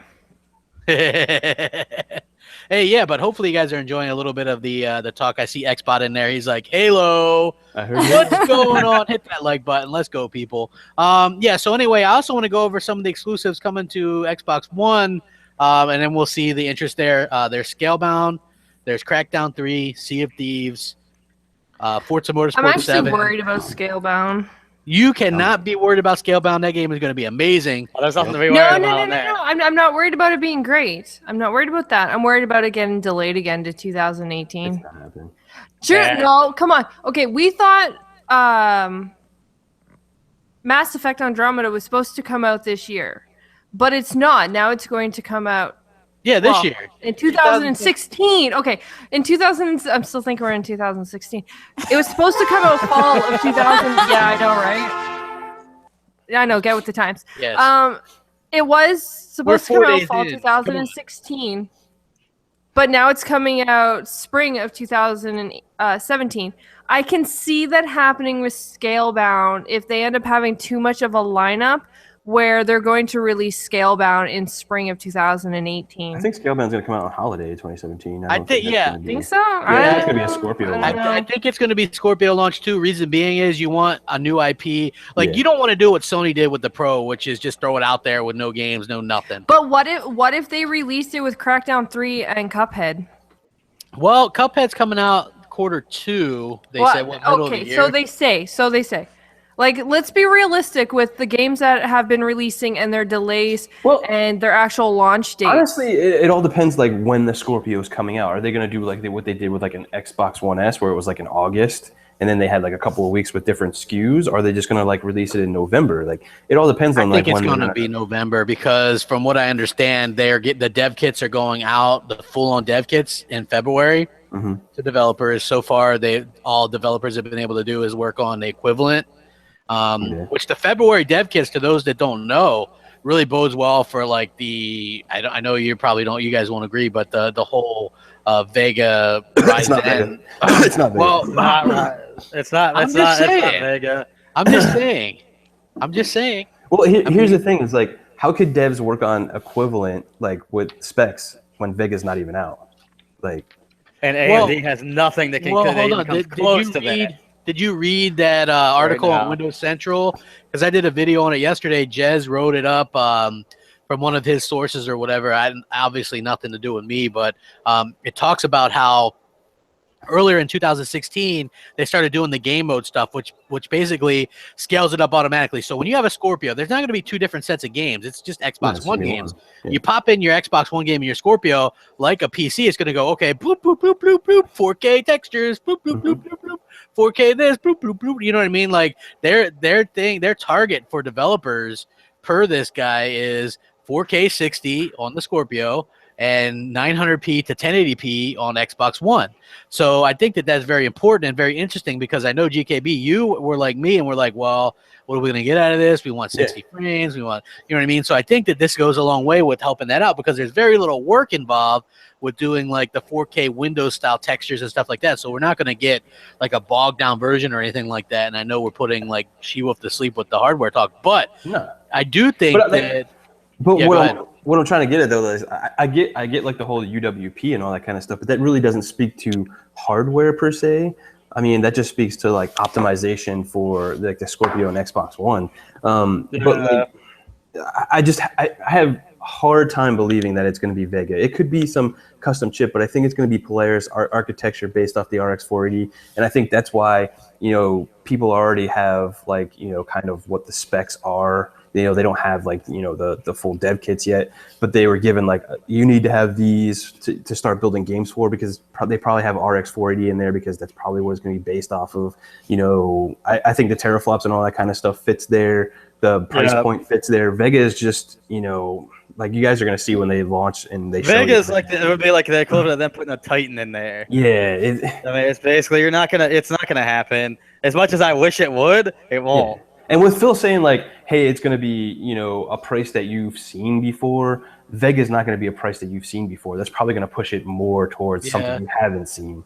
Like, I want to be completely if I'm right wrong, and like, it's some kind of Vega, what if they go, well, it's some kind of Vega offshoot or whatever, you know what I mean? Like, because like if you look at the PS4 Pro, it's using Polaris architecture, but it's not like a Polaris, like a high end or anything, you know what I mean? But what if they're like, okay, well, it's Vega, because Phil did say towards the end of last year that Scorpio is going to be made with stuff that's not out yet. So yeah, well, I mean, the Ryzen could fit that, like the CPU. Yeah, well, like a motherboard is in it. Like that doesn't mean like it hasn't been released a motherboard before. Like there's motherboards, there's chips, there's all kinds of stuff that's in other.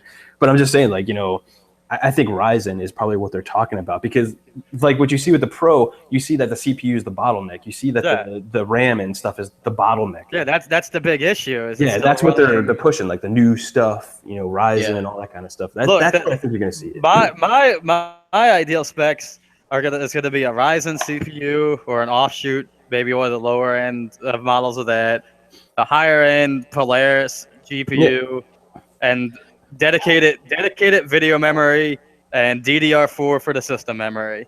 Yep. How much system memory do you figure? 4 gigs. It's gonna have like 12 all together, so 4 probably be just system, so they don't use anything. They can use the full 8 for video and all that kind of stuff. Yep. 4 gigs will work out well, because right now the Xbox One system, I think, is what they're using, like 3 or something like that, 2 to 3, 2.5, 3 out of the 8.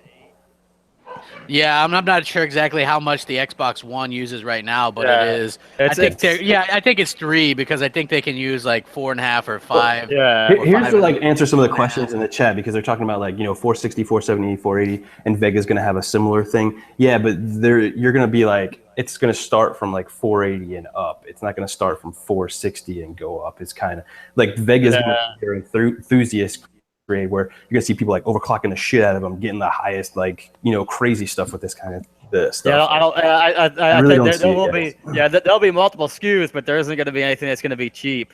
Yeah, and that's the whole thing for consoles, right? Is like how when it comes to price point, like everything that they have to get has to be like super cheap, so they can give us it has to have the best price to performance. And with the Pro out now, like they realistically cannot go above $500. Like they would just get the shit stomped out of them, regardless of what's in it. Like if it's more than 500, it's not worth it, because at that point you're not really bargaining to either side, right? Because an Xbox gamer, like for instance, like the average Xbox gamer isn't going to go out there, or the average person who owns an Xbox isn't going to go out there and spend a fortune on a souped up Xbox if it's that much more expensive, whereas they might if it's a decent price point. And look, everybody in the chat, like I hope they release and they say it's fucking Vega. I will get on this show and eat fucking crow all day long, because I want it to be Vega, but realistically, when you look at it, you look at everything, I don't think it's gonna be.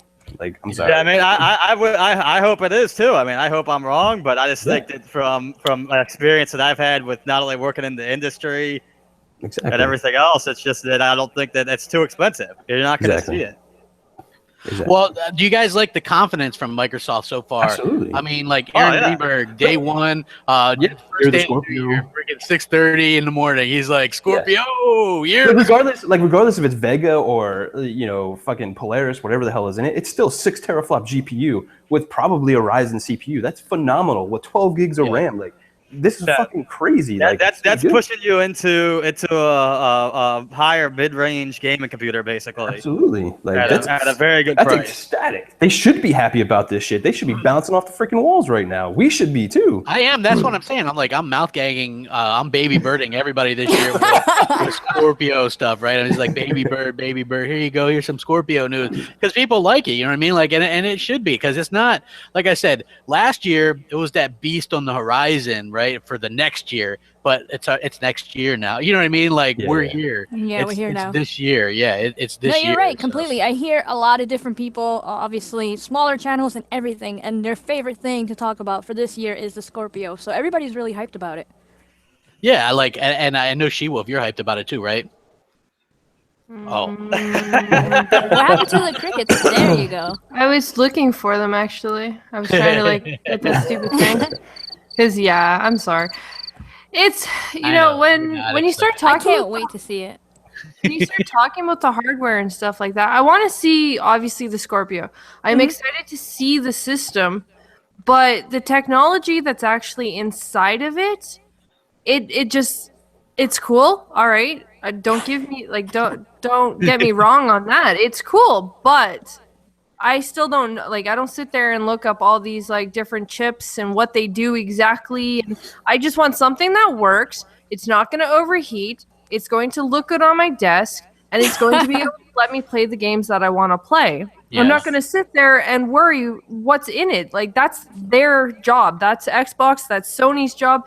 They need to worry about what is in these systems and whether they're going to give us the most power that we are paying for at that particular time and what is best fitted with the technology that has come out for these developers to give them the greatest things that they can work with to give us the best games that we want to play. I agree. And Easier. that's what I Damn. That's very well said, actually. So Hell yeah. like so anybody that says that she doesn't know her shit, shut the fuck up. Sit down. Know your role. She just Yeah, doesn't so- care about specs. That's all. Hey, Scrotum, like you've It's turned not into my job, you've dude. turned into a listener of the show. What is your thoughts of about shit, like he's the still Scorpio here? and Kind stuff? of new to the whole thing. He's got to learn. Oh, He's I got know, to. I If he's know. got something to say, you got to jump in there. He's got to learn to be able to, I don't- overpower people. Yeah, I don't really. This is we you got to boss hog your way in because I don't do the whole. Now, so what do you think about? Okay, good. No, you only call on me when it's hardware because half the time you think I'm because stupid. it's funny. They're like, Because I know how to work it. Like, look, I know a lot of people don't realize this, but I was at one point in time a pretty damn good podcaster, and so I realized that a lot of that falls back. Yeah, a lot of that falls back on me again, believe and in I'm Crappy. sure I was like this outrage. People were like, "That motherfucker Crab Gamer, he's crazy." You know what I mean? Like that dude says some crazy shit. You know, so I can hold my own. You know, I realize that it'll be a little bit different going forward, but at the end of the day, I can. I'm not so bad myself. You know, I can say some interesting things. He's I'm well the most spoken. I know. compelling I am. albino rhino compelling. ever. Exactly. You know what though? Like a lot of people, I don't know about a lot, but at least a handful of people complain. They're like, "Dude, chill out with the long ass intros." Like, I was second "All that. fine." Oh. Oh, you gotta have the long intros. You gotta have like that. You gotta have like that Rocky IV type intro. You know. That's what I where- do. I even used a Master of Disaster. Yeah. But now He has like 50 names in the intro, and I'm like, I know crap. Calm down. I think it's awesome crap. I think you should use it. That's what I'm saying. You gotta have those long intros. They're cool. I I have. the old like names and stuff they used to have, bro. Yeah, you know what? Sometimes I'll bring them out, or I'll be like, "Como estás, bitches?" Yeah. Oh, I love that. I love that. You're speaking to my people. I love it. Yeah, exactly. You know, I think everybody loves that one tagline. Yeah, well, you know what? Like people will say that in the chat. They're like, "Como estás, bitches?" And I'm like, okay, because one time I just started like reading. I was trying to pronounce like Spanish words, but I can't do it. So I guess I probably sound really white. Was it with food? I think you said that. Yeah. But I sound really white when I do it. I'm just like, "Como estás, usted, bitches, el crap gamer." El You know what I Crap mean? Gamer. El crap gamer. Yeah. So I don't know. It's kind of funny, but I do want to say I'm very happy the State of Decay 2 is been confirmed for this year. Hell yeah. And same that thing with segue, though. Cuphead. Hell yeah. Cuphead, which Oh, I'm man, very I'm excited. I looking know. forward to that game. Listen, I know I get a lot of hate. Crab Gamer hates indies, and for the most part, you're right. I do hate indies. I'm not, like Hyper Light Oh, I'm getting Drifter. I don't triggered now, yeah, I goddamn. know, right? Oh, shit. But like, look, I like some of them. You know, I think that there was like this influx, and these consoles were like Yes. too dependent on them the first couple years. Yeah, But I like Yeah, them. that's fair. The problem with the indie games is that there's such a lack of quality control with what gets published. That's the issue. Yeah, and, For every like good how indie game- for every good indie game, there's at least 7 really, really bad ones. Yeah, Hellhammer brought this up to me the other day. I was looking in the Xbox store, and he goes, "No." He goes, "Haven't you looked at the store lately? There's a bunch of terrible indies in the Xbox store." I was like, Yeah. "What?" So I go and look in there. I was like, "What the hell is this?" And it's got like a Microsoft Paint looking cover or Logo and something. stuff. Yeah, it's like, Yeah. I mean, look, if you're gonna release a game, and like, it's no like, I mean, it's like it's not really like I'm not trying to like shit talk like these indie developers and stuff. I mean, it's cool that you're going out there and releasing a game, whatever. But if you're gonna do this kind of stuff, at least put a little bit of pride into like the way your game is your presentation. Yeah, I agree. I Like, agree 100%. you know, like- But I will say that Cuphead is a game, and I know it was delayed, and so people are like, that game's never coming out. But look, the delay was actually, we know it's for a good thing, because this game was just going to be a boss rush game, which basically means you're just playing bosses. Now they fleshed it out to be a whole platforming game co-op. Oh hell yeah, they added Like, more. Yeah, that's much better in my opinion. So, worth the wait. I like that is a really good art style. I think it looks phenomenal. So yes, happens to be an indie game that I am actually looking forward to. And there are actually a few this year that I'm looking forward to, and that's one of them. And I'm so happy that they're like, yeah, we're finally going to release it. Good thing Microsoft really kind of locked that in or whatever. And actually, again, Microsoft helped funded this. There was like so much interest in this game that they're like, hey, let's help fund it or whatever. That art style and everything looks fantastic, man. Yeah, it does. Yeah, the art style's great. Have you guys heard of this game called Ashen, which is another indie game coming to Xbox? That thing looks Yes. Oh, that's the one where they have no faces, right? Yeah. Where it's like an MMO style game, but nobody has faces because you're supposed to kind of You have just to make not choices and trust people and all that kind of stuff. Yeah. Yeah, it's So an open creepy. world. See, yeah, exactly, right? Like that's what I'm talking about. He knows his Like, indies, bro. yeah, like this is the thing. That's a good looking and a good prospect and a good idea. You see what I'm saying? Like a Mario 3 ripoff doesn't interest me at this point. You know what I'm saying? Like really good. yeah, exactly. Like okay, look, like Below that interests me. That's kind of a Zelda old school thing, and that supposedly might come out this year. I don't know. I thought that was I thought that was, like, canceled. canceled I thought Was it it? was Yeah. delayed No way, it was. indefinitely. Postponed. But when I was watching, hope that comes. when I was watching IGN's Oh most shit! anticipated Xbox games, it was on there. So Oh, Careful, no, I IGN careful. doesn't do You're gonna research. make GKB excited. hey, Yeah, you know what? I I'm really looking will. forward to that game too. But it's like there's quite a few other games I'm looking forward to. It's like Voodoo Vince Remastered. I'm really looking that's forward to cool. that. I don't know who else, but look, I don't know. Are you worried about that crap? Because I don't know, man. Like I just worry about like when I was saying about like Zaz with Parappa the Rapper and stuff. Just like the gameplay not translating to today's gamers, or we thought I it was played this really game great. earlier in the year or last year though. Oh yeah, And, okay. yeah, and so I think that it's really good. I thought that it was a really damn good game, and it holds up. It's funny, you know what I Oh, mean? it's definitely funny. Well, if you look at it like, what is that? What the hell is that Banjo Kazooie success? Ukulele, right? Mhm. That's just Banjo Kazooie. They're just different It's characters. different Oh, yeah. characters, yeah. Yeah, it's like I mean. do it with a skin on top of it. Yeah, me and Hellhammer were talking about that, right? I was like, "Hey, that looks." He's like, "Yeah, it's a composite character, a little banjo, a little kazooie," and I'm like, "No, it's just Banjo Kazooie." Bro. You know what I mean? I was like, "Yeah." So, but I mean, I'm looking forward to it. I think that it's cool, and it's probably going to be a good price. It's probably going to be like $20 or something. You know what I mean? So Ooh, I'm that'd be nice. Someone brought up the console corner X I card. saw that. the what? That would be awesome. Okay, so yesterday on Console Corner, we were making. I think it was new for Mike. Yeah, one of them came up with. One of them came up Shout out with to the both of those whole- guys, good people. One of them came up with the idea of having like Xbox Mario Mario Kart. Kart style game, but instead it would be like it like was Master new. Chief, and you would have like I said that we should have Marcus Phoenix, where he's like on a little car throwing tomatoes. Don't ruin my characters, man. Oh come on, dude! Crap, you see like going down the Warhog as like Master Chief, and he gets up out of the thing and got a rocket launcher and shoots somebody next to you, dude. That would be so fun. Oh, that'd be cool.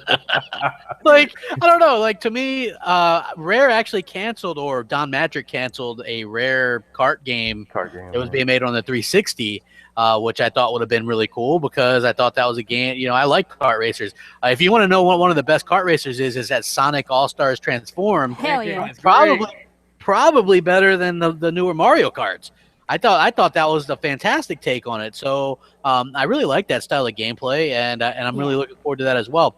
I want to change topics here. Kilgore comes to Killer Instinct as the first post-season 3 character. I actually watched this stream on Beam, which is weird because I follow Xbox on Beam, so it's always like Xbox is going on Beam. GKB has gone live on Beam. Yeah, I get like a million emails about that a day. It's always like Microsoft is now live on Beam. Yeah. Xbox is live on Beam. I'm like, so Kilgore is a post-season 3 character. He costs $10. So people are like, well, $10, what's the deal?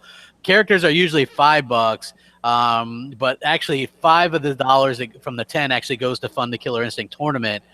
So basically, last time they did this, they capped it at 100,000. There's no cap now.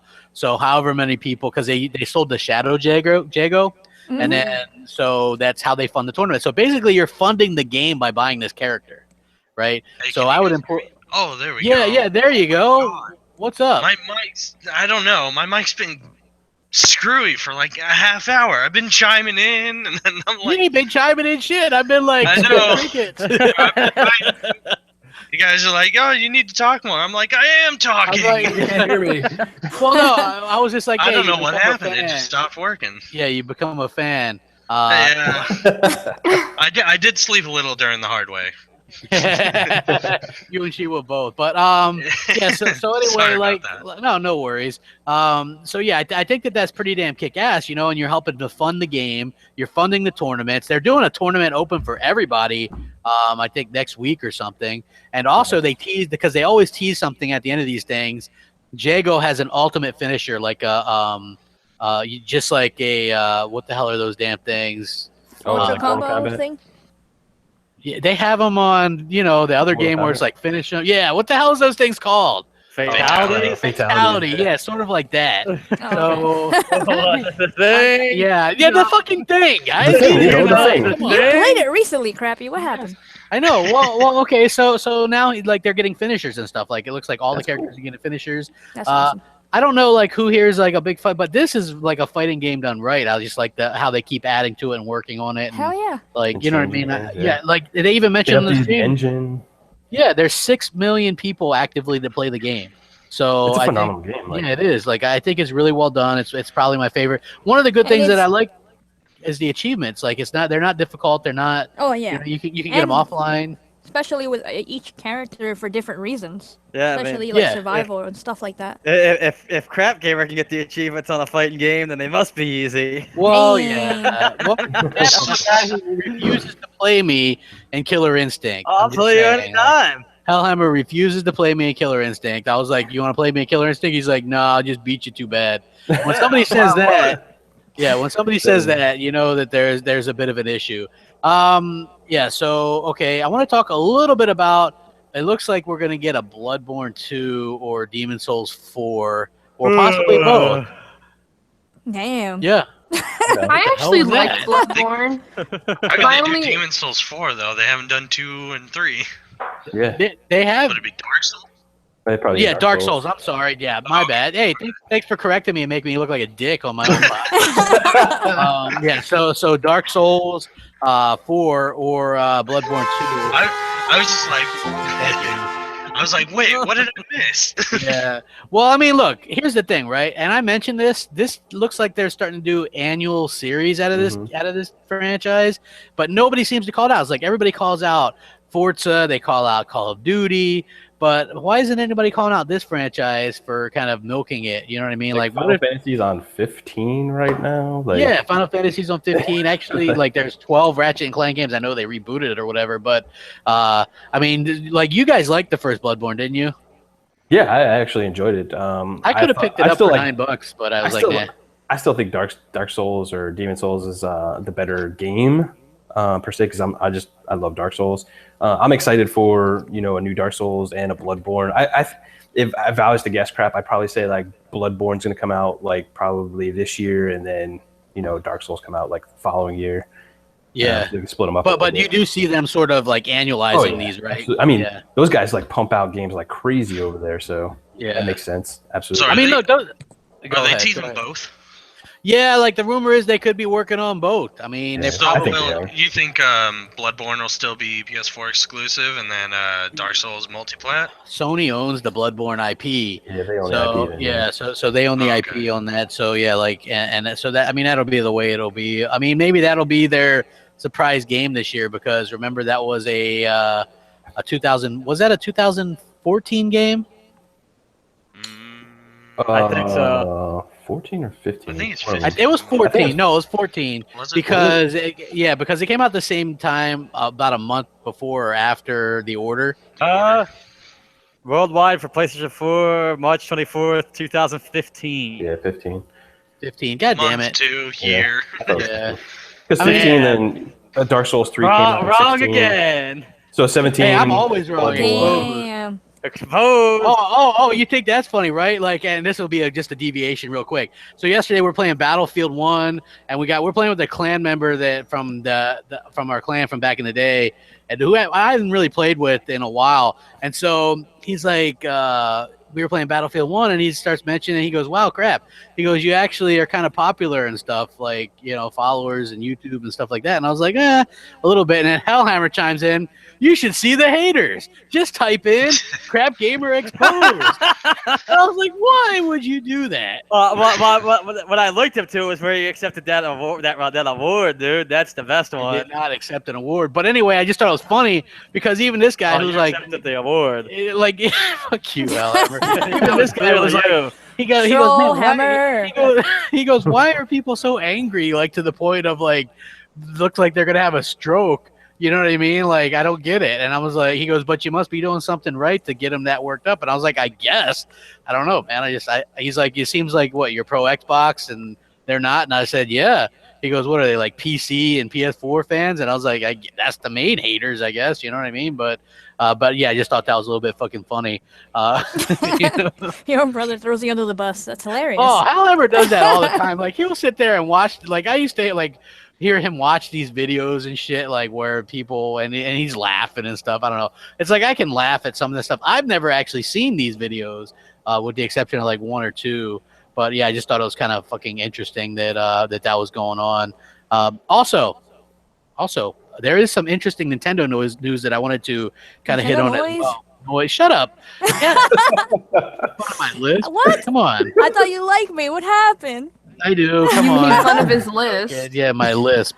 My lisp. It's okay. Bring the tail Yeah. back. So there is a Nintendo Switch event on January 12th, and it looks like we're going to get probably a price and a release date, which is going to be in March, and some features and things like that. What are you guys wanting to see? What are you expecting? Things like that. Good online and chat, please. Did you see the rumor that they're going I to did. have chat? Yeah, Oh, like, you like didn't? Nintendo Insider, like the really reliable one, was like, Yeah. it's gonna have like a basic one, which for Nintendo is like absolutely fantastic. A basic one. Yeah, for them is, like, 2017. Thank God they Xbox got a Live does, basic right? chat. Yeah, what Xbox did in 2002. yeah, exactly. Nice, Yeah. nice. I that think they it's changed Change that the up. system. They need that for like third parties and all that Yeah. kind of stuff. Like, how are you gonna play like COD on Switch? I don't know if it's gonna be on that, but you need to talk to your team and all that kind of stuff. So Yeah, I mean, agree. Oh, they've well, been you could needing just- that for just Splatoon, give you even text though that's chat. not a big deal. Yeah, Splatoon is good. Like, I don't understand why, there's no voice chat or anything like that. That is something that's always kind of bugged me. But here, they need to have an achievement system. Although I'm going to get one either way. But a voice chat, an achievement system. I would say that the voice chat's probably the bigger part of that, because if you're not going to get any third-party support if you don't have that. Yeah. Again, there's no multiplayer games without voice chat. That's simple. Yeah. Well, I mean, like, who here is getting a Switch? me, I am. I'm Fox? TV interested. says I don't have a choice, so Well, there you go. Well, You have no choice. I want to see more. Was it on the 13th? I want to see more before I make Okay. a choice or Yeah, decision. me too. come on, Fox, Nah, Fox. bro. have the faith. It's Nintendo. It is. Yeah, you Wii already U. know there's gonna That's be all at I gotta least say. I was Wii gonna U. say on it. Wii U. Hey, That's we can have game night on the Switch. Yeah, It'll be we could be great. anywhere we want to. We could just be have to like- yeah, like she could Yeah, be like I'm gonna be on a roof. Yeah, on the roof, like, with the friends, like, hold on, let me unsnap this thing and switch. You know what I mean? Like, I don't know, like I could be in a van, like driving I guess around. we could do that, and then we can just use the Xbox party chat, and everyone There can you just go. chill in there. That's awesome. Hey, don't laugh. That's something that we've Oh, done yeah, we before. did. For I got did Skype that and everything. yeah. Yeah, I used to do that on when I'd play like PS3 games online. I'd be in Xbox chat. Oh, what the hell game was that we used to do that? Hellhammer, was it Lord of the Rings Online. We used to play. Yeah, Lord of the Rings Online. We'd use Xbox chat to. Yeah, so you had to keep pushing the damn like stuff on the controller to keep it live. Like sometimes I'd just be talking to myself, and be like, I'm like, why is nobody talking back? And I'm like, oh shit, the fucking controller turned off. God damn it. Yeah. I know people are thinking, why didn't you just use some kind of like ventrilo or something? I don't think everybody had. I just had an Xbox mic, which was that like weird thing. So when it was the 2.5 millimeters. So you had to have like an adapter and like. Yeah, so it's a little bit odd. Also, Beyond Good and Evil 2, from a very good source, says it's going to be a Switch timed exclusive for 1 year.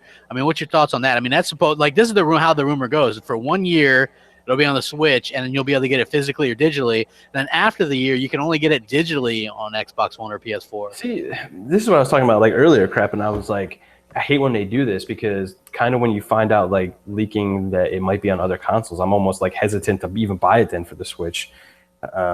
So I wish they would just come out and say, hey, it's for everything or it's not. Just leave it at that. Like I think it is good on Nintendo though for them to snatch that up. Snatch it up, yeah. Yeah, that's a good one. Yeah, like for me though, I might wait for like an Xbox version for that one. Yeah, I'm with you. I mean that's the problem. If there's any chance it's gonna come to the Xbox, I mean that's what I'm gonna wait to get it on. Exactly. Unless the game looks so good that I can't wait that year or whatever for it to come out. I mean, I'm not gonna. Yeah. Like, let's be honest. Like us, like doing the YouTube thing and podcasts and everything. Like we have our preferred platform. That's where we're gonna play. You know, just about everything on. Like I'm gonna get the Switch because of the exclusives and stuff like Mario and Zelda and all those types of games. But I'm not gonna be playing third-party games on that. I might get Skyrim on it just for the hell of it to see what the portability factor. He's gonna be playing on an airplane. That's why. Yeah. Well, what you can do is you can pick up like these millennials like playing your Switch at an airport. So that's my secret. Before it gets confiscated. Yes, that's my secret plan. I'm gonna like millennials. I'll be like, hey, look, I got a Switch, and they'll be like, hell yeah. And then they go creepy. Yeah, I'll be like, in the back of my van. Yeah, exactly. Nope. I got a Switch in there. They're like, what? Yeah, I got my Switch. Just go drive while you're playing that. It'll be fun. Like I see them playing no switching and driving. Yes, well, I mean, come on. I mean, I don't know. Like I'm very interested in this thing. I'm excited about the new hardware. Pickup line. Yeah, well, yeah. I need like, yo, girl. Right? Yo, you want to check out my Switch, girl? Exactly. Wow. I gotta use something. I gotta do something. But yeah, like the whole thing is like the new hardware really kind of is exciting, and for Nintendo, like I said, theirs is different enough. Like if they were just come out with something that's as powerful as the Xbox One or PS4 or whatever, like for me, because look, but if they price it right, then it's not really going to matter. Yeah, if they have a 250 SKU, boom, this thing's the next Wii. Especially since they're like, go ahead. Sorry, crap, I didn't mean to cut you off, man. No, it's not good. Here's the problem though, is like they've already said, you know, supplies are going to be limited. So no matter what the price is, like nobody's going to be able to get their freaking hands on them unless you pre-order. So as soon as they go up, you have to go freaking pre-order. You're not getting one this year, honestly. Yeah. Well, I mean, yeah, that's probably the whole plan. But the good part is they're coming out early in the year.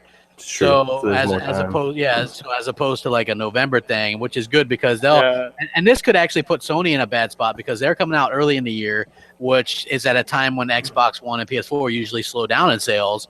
And then with Scorpio coming out later in the year, you know, that really could put Sony in a tough spot because you're talking about two fresh hardware. Yeah, it's like two completely different types of hardware could overshadow the PS4. Yes. But I thought there was rumor that something was going to be coming out for the PlayStation. I mean, they might have some games at like E3 or something like that. But yeah, I was gonna say, like, what, hardware-wise or game-wise? Yeah, no, I thought I was reading when I was trying to find the topics and stuff for Console Corner. I was seeing things about like hardware coming out for the PlayStation.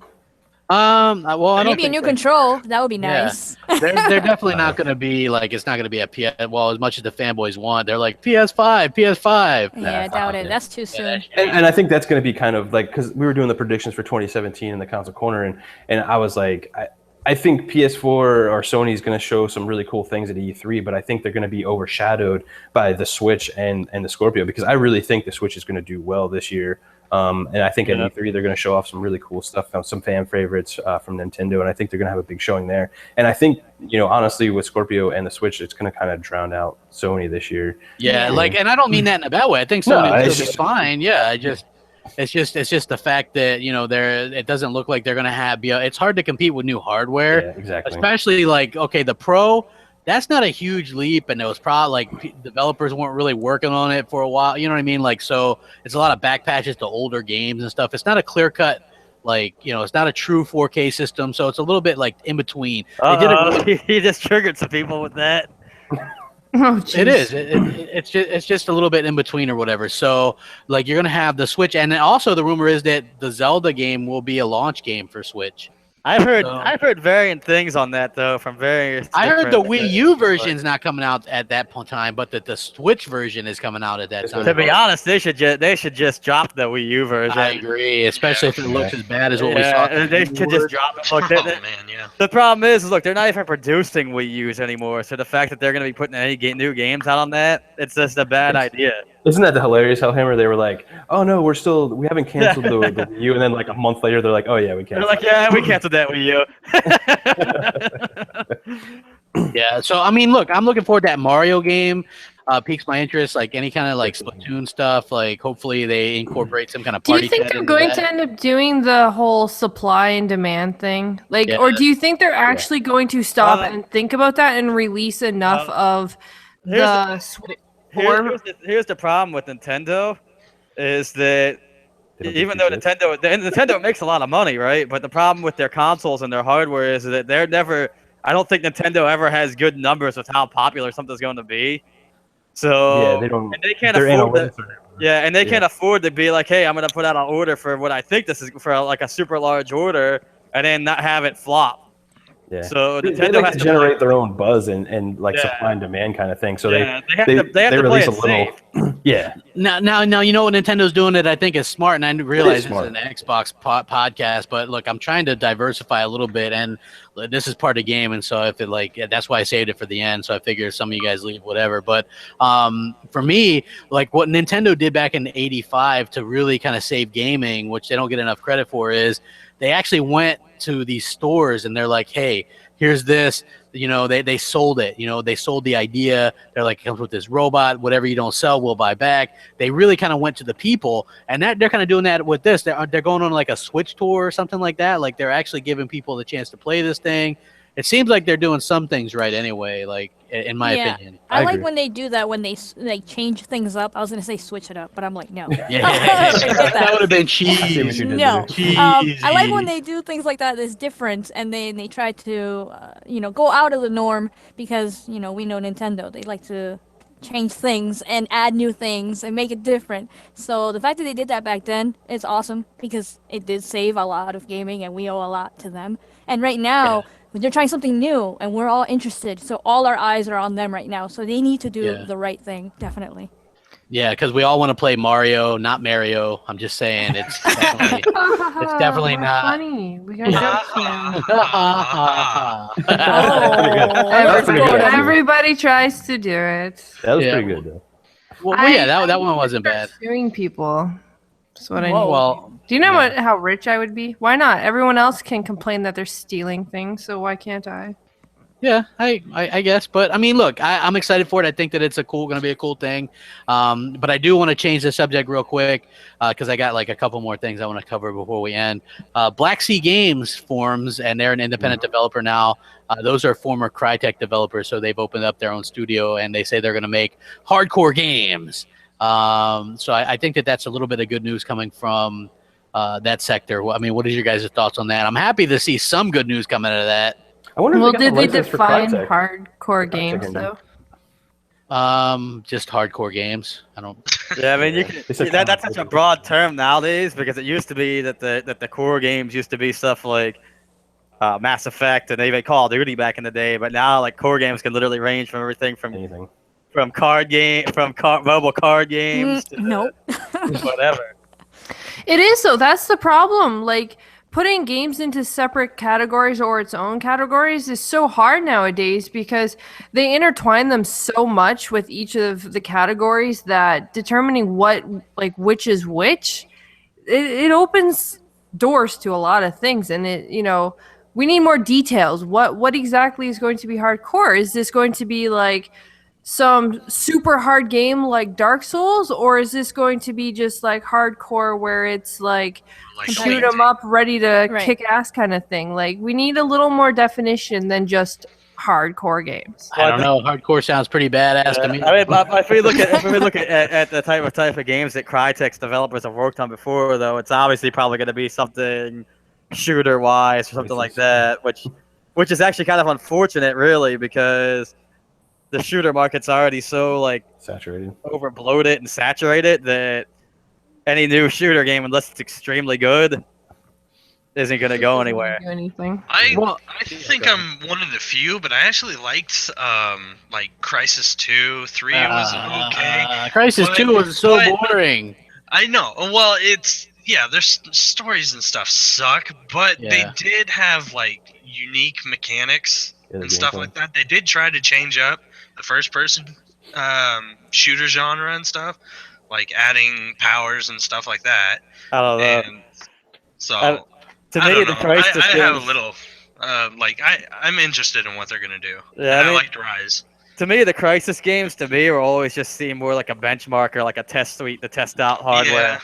Yeah, I have all three on 360, but the Crisis 2, it got so boring that I couldn't like really get into it.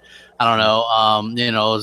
I played the multiplayer a few, but the campaign I didn't really care for. I never did the multi on it. Yeah, so I mean, it's kind of interesting or whatever. But I think it's cool. Like, a studio comes out of like all those closing down, but I'm still like you guys said, there's still a bunch of questions there. Are they using the Crytek engine? Are they using some other engine? Yeah. What kind of game are they going to be? I mean, it's too early to tell. And who knows? Like, are they even going to stay viable in the next year? Or are they just going to close down too? Like, you never know. Yeah, well, I would hope that they do something. You know what I mean? Like the way Crytek was going with the free to play stuff, that's not the way. No, that's definitely not the way for a gamer for a thing to kind of do. But yeah, so that's cool. And then we're gonna burn through these last couple topics. CNN uses Fallout 4 terminal in a story about Russian hackers. I don't know. I just thought that this was funny as hell.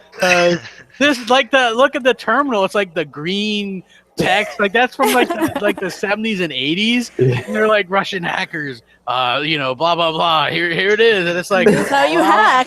Oh my god! Like, yeah, that's like really funny to me. Like, come on, CNN. You get 3 chances, and then you have to start over. Are we surprised? No, I mean, look, I'm not. In the day and age where kind of game news takes on the fake news. Basically, they parody each other now. You know what I mean? But like, this is like so stupid. It's like, like you can tell. It's like looks like the Pip-Boy thing. You know what I mean? I was like, who the hell is gonna hack anything with that computer? But that's how people think all that. That's how people think all that shit actually is, though, because people are dumb. Could you imagine if they had like the actual Pip-Boy on their arm and they took a picture? Oh my god! Here's how they hacked everything. Okay, that would be even better. They got a portable wristwatch thing.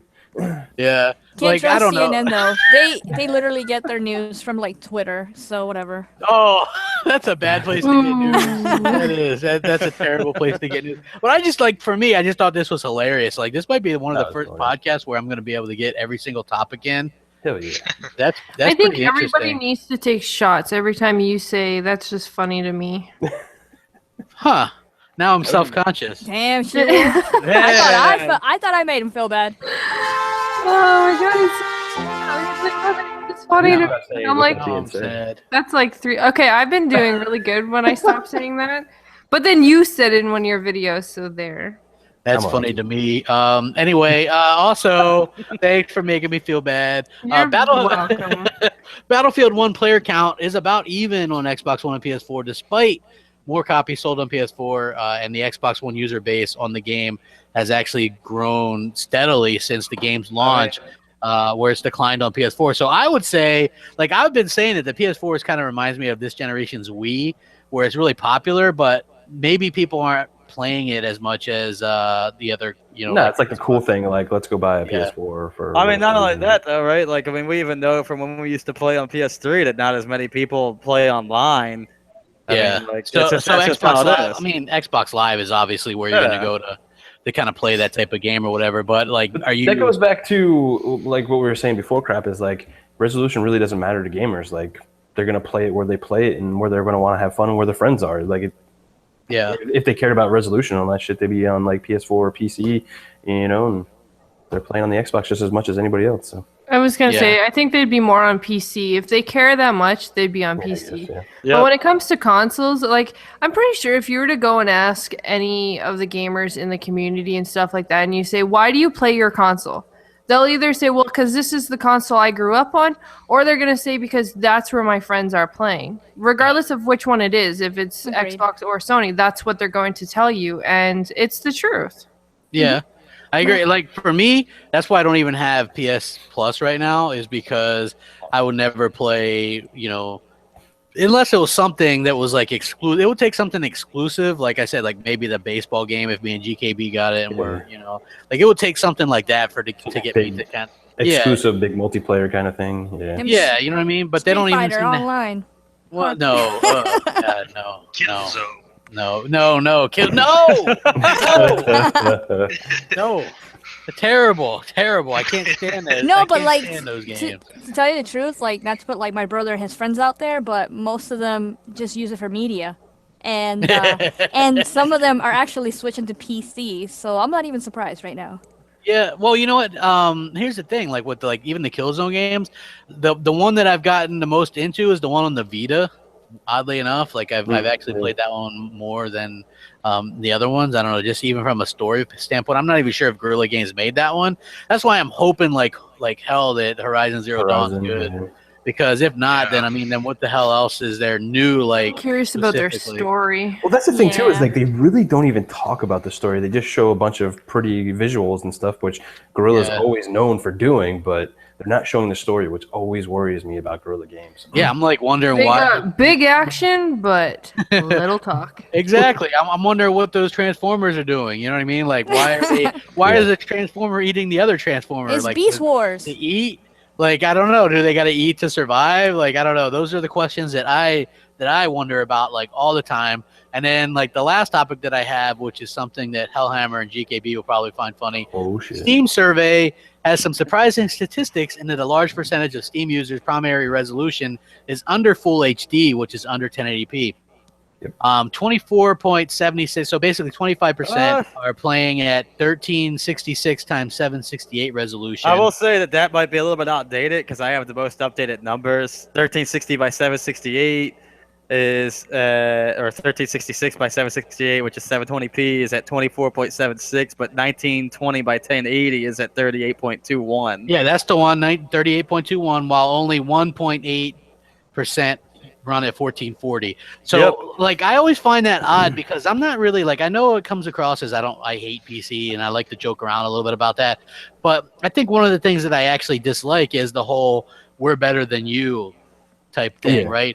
But when you only have 1.8% using 4K, I mean, how many Xbox Scorpios would have to sell? Like, it seems like that would really like take over for the 4K thing. You know what I mean? Like, it wouldn't take long for Scorpio to outpace the number of users playing games in 4K or whatever. Like, to me, these are surprising statistics. You got a lot of people, 25% running less than running 720p. Well, but you also have to look at PC is also covering like everybody. So laptop, that's all. Yeah, like that's probably taking in like tablets and laptops. Yeah, that was the other thing I was going to mention too. She makes a good point so far on that. But I mean, you can still extrapolate. But you can still extrapolate through, the statistics and upscale it as much as you want to. It's still going to be around about the same thing. Like, at the end of the day, PC gamers are still gamers. They're still cheap asses just like the rest of us, and we don't want to spend a shit ton of money on a whole bunch of things. If it looks good, it looks good. You're going to spend $600 on a 1440p monitor, or you're going to spend $100 on a 1080p one with a good, reception. Let's be honest. If what the hell is that site called? Neograph or Neogaf? Neograph. I don't know. I cannot think of anything tonight. Oh my god, I think I need to take some cough medicine and go to bed. But either way, the ones that brought up the whole resolution and stuff, like what? I just TKB. What did he say? Fox picked up on it. It was pretty funny. What did he say? I'll text you. Bye. Okay, text me what he said because I literally was not listening. But that's nothing new when he's talking. Okay. Oh. I'm kidding. I'm kidding. Okay, but nobody cared. Nobody was looking for this, and nobody was trying to, count lines on their screens or anything like that until this website started, or YouTube or whatever the heck it was. Until they came out and started saying, "Oh my God, this is low, and everything else like that, nobody said anything. So it's just a lot of people are not going to pay thousands of dollars to upgrade just because these guys came out and decided to say, "Oh my God, it doesn't look as good because it's not this, and we counted lines, and it's supposed to be this." So it's just all stupid in the long run. Well, people did talk about it. It's not as much as like they did. They made it more mainstream, but yeah. Oh, you think? Yeah, I mean, yeah, I guess I'll buy that. Yeah. I mean, look, I mean, basically though, with a lot of that stuff, you could say, I mean, look, there's like I think there's something like 180 million Steam accounts or something like that. I read or something along those lines. But I mean, even then, there's literally. For the 1440 is 1.84%, and then if you just you can look at the breakdown of the graphics cards that people are using, and the majority of what people are using is stuff that's not 4K compliant or not, good enough to run 4K at any decent amount of frames or anything else. I mean, there's literally the Intel HD onboard graphics off the processor is at 2.85%, and I'm sure that's from a lot of the laptops and that sort of thing. I love it when Hellhammer gets into percentage talk. Don't we also have to throw in the fact that it's actually kind of hard to find a 4K monitor? You can find 4K monitors. The HDR ones. You can't find HDR monitors because they're not out yet. Yeah, but they are coming, so I mean that's cool. And like even I'm kind of interested in it just for the fact that maybe I'll hop on to do competitive stuff on that one on the smaller monitor as opposed to the bigger TVs. But with that, man, we've hit over 2 hours. We've covered every topic I wanted to. Even a couple that were late breaking, like Uncharted 4 selling 8.7 million, which is a pretty good number. Hey, it is what it is. Congratulations on that. But I want to close out by, kind of going down the line here. GKB, what do you got going on, bro? What's up, everybody? So I've got 2 more videos coming out. It was already leaked. Tomorrow is the PS4 one. Damn it. Stay tuned for that. He got leaked. He got leaked. It's all good. Tomorrow I'm doing the new podcast with Blam, the Let's Play or whatever it is. I don't even remember the name. We haven't done it in a few weeks. But, Just Play. Just Play. That's it. Damn. You're fired. My mind's all over the place. Then Shop Podcast on Saturday. Community Game Time's back, so that's going to be fun. Oh, awesome. I've been dying to play some games. Yeah, we're going to play some games. Back in Console Corner next week. She-Wolf's videos be launching next week. Doing all kinds of stuff for the community. You guys are doing streams, too, because I saw you stream some Ratchet. I seen her stream. We got live stream tomorrow. Mondays and Thursdays, yep. Yeah. And so that's pretty cool. And She-Wolf, what do you got going on? So of course, you can obviously find me on Gamers Knows Best YouTube channel. I have a whole set of videos that will be releasing Monday to... Oh, God, Jesus. I'm like... Okay, so I got... You okay? Yeah. Okay. So I have videos releasing from Monday to Friday next week, and Ladies Night is back starting next Monday. So make sure you guys tune in for that at 8 p.m. Eastern Time. And then, of course, tomorrow we'll be live streaming on Beam. You can find that on my Twitter at XSheWolfX with a U, not an O, at 1 o'clock p.m. Eastern Time till 3 o'clock p.m. Eastern Time. GKB will be streaming at 8 o'clock tomorrow night. Right after the show tomorrow. So. Or after the show tomorrow. And, awesome. So pretty much just watch for everything coming. Nice. Oh, and community game time. I forgot. Sorry. What game? Gears. Battlefield. What? Apparently Gears or Battlefield? I don't know. I'm down for either. I'm taking over again. Honestly, no. I'm almost tempted to start the new year with Titanfall 1, to be honest. Oh, Titanfall 1. Titanfall 1? Yeah. Okay. One. We got Titanfall 2. Everybody has it. Not don't everybody have has to. that game though. That's the Oh, problem. who cares? We're gonna play the new hotness. Forget you, crap. Too. I don't want to play with you I'm anyway. sorry. Have I'll that play yet. any of those Fox games. doesn't have it. Okay, we can play Battlefield or Titanfall 1. I'm cool. We What- shall let you know. Yes. But What about there you? will be Go a ahead. community time. Hammer, what do you got going on? I know you got nothing going on your channel because you're lazy fuck. Come on, Hellhammer. It's 2017, bro. He's too busy trolling. And don't troll go people. waiting for greatness awaits. Go look at Hellhammer or go look at Greatness GKB and She Wolf's channel, and then tell me you don't get inspired to do shit. Motivation, bro. Oh, that's Yeah. Oh nice. yeah, I was, and then I was like, well, I could do that, or I could go, Play some troll games. Crap Gamer for like another hour here. Or there. Yeah, that's true. Damn troll hammer. Thank you. So, yeah, we'll be back on here next week. Other than that, You stepped your game up. You did good. People like you for whatever reason. I don't know, but Because he's I your don't know. brother. yeah, probably. But he gets that a lot. Everybody's like hell. Hammer. I get that a lot too, like messages and stuff like that. And Fox.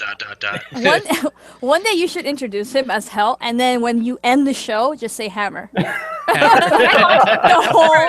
whole show. Hell That would- Hammer. Thank That you, would be Fox, for amazing. joining us tonight. Oh yes. No What do you problem. got going on? I know you got a pretty kick-ass channel too. Oh yeah, I'm doing stuff in my YouTubes, obviously, you guys can find me on Twitter as well, so I'll be linking all that good stuff whenever I do my next video on there. And tomorrow I'm going to be on the new podcast, the Quest podcast, at nice. 9 p.m. Eastern, and they have their own channel, so it's the Quest Damn, you're Quest doing podcast. that. You're doing like the tour. That's rough. I've been looking at that is those, rough, like, actually. yeah, when you do like the fucking like 5 a I was week. Yeah. tired about talking about games, man. When that. Yeah, I've been doing a Yeah. bit of different podcasts here and there, but yeah, over there we're gonna be talking games, movies, and tech and stuff like that. So we're gonna do a little that's bit cool. of everything. So yeah, check them out. Follow them. Whose channel is that? It's the Quest podcast. So yeah, this Oh, is their own okay. channel, Oh. and we're gonna have remix in there with Dark Optimus and Banes, and then later on Tim will be joining like in a couple weeks. Tim Dog? No, Timidas. Oh, okay. I thought you said Tim Dog. Okay, Tim Dog is cool too. Yes. He's Australian, mate. The Australian Tim Dog. No I'm kidding. Yeah, yeah. So he's Australian, and then also Scrotum. Hey, thanks for joining us today, bro. Hey, thanks for having me. We and popped your thanks podcast cherry, so Yeah. I'm proud. And thanks to She-Wolf for inviting me. Yes, thank you, Of She-Wolf, for course. inviting him. Do you do anything like YouTube or anything like that? I have a YouTube, but I haven't uploaded. You're like Hellhammer. Gotcha. Enough said. Well, I Enough didn't. said. Yeah, I posted it, or I Yeah. started it okay. a long time ago to do like guitar covers and stuff, but Gotcha. I don't. Yeah, I don't mess. Oh, with you it. play guitar, Hellhammer. He plays guitar. You guys should get together and play some guitar. Bah, bah, bah. Or maybe possibly Yeah. work on a YouTube channel. Yeah, or do a YouTube. I could work on that, but then, like I said, that'll just really cut into my troll time. So. Here's what you do, right? You go, hey, I play guitar. I like Metallica. Then Hellhammer's like, I like guitar and play Metallica too. Let's be friends. And then that's how it starts. So anyway, thank you guys all for joining us. We'll catch you guys next week. Rack 'em up. Have a great week. Game on, no matter what. Just chill out, community. Be cool to each other. Rack 'em up. Yeah. Bye, guys.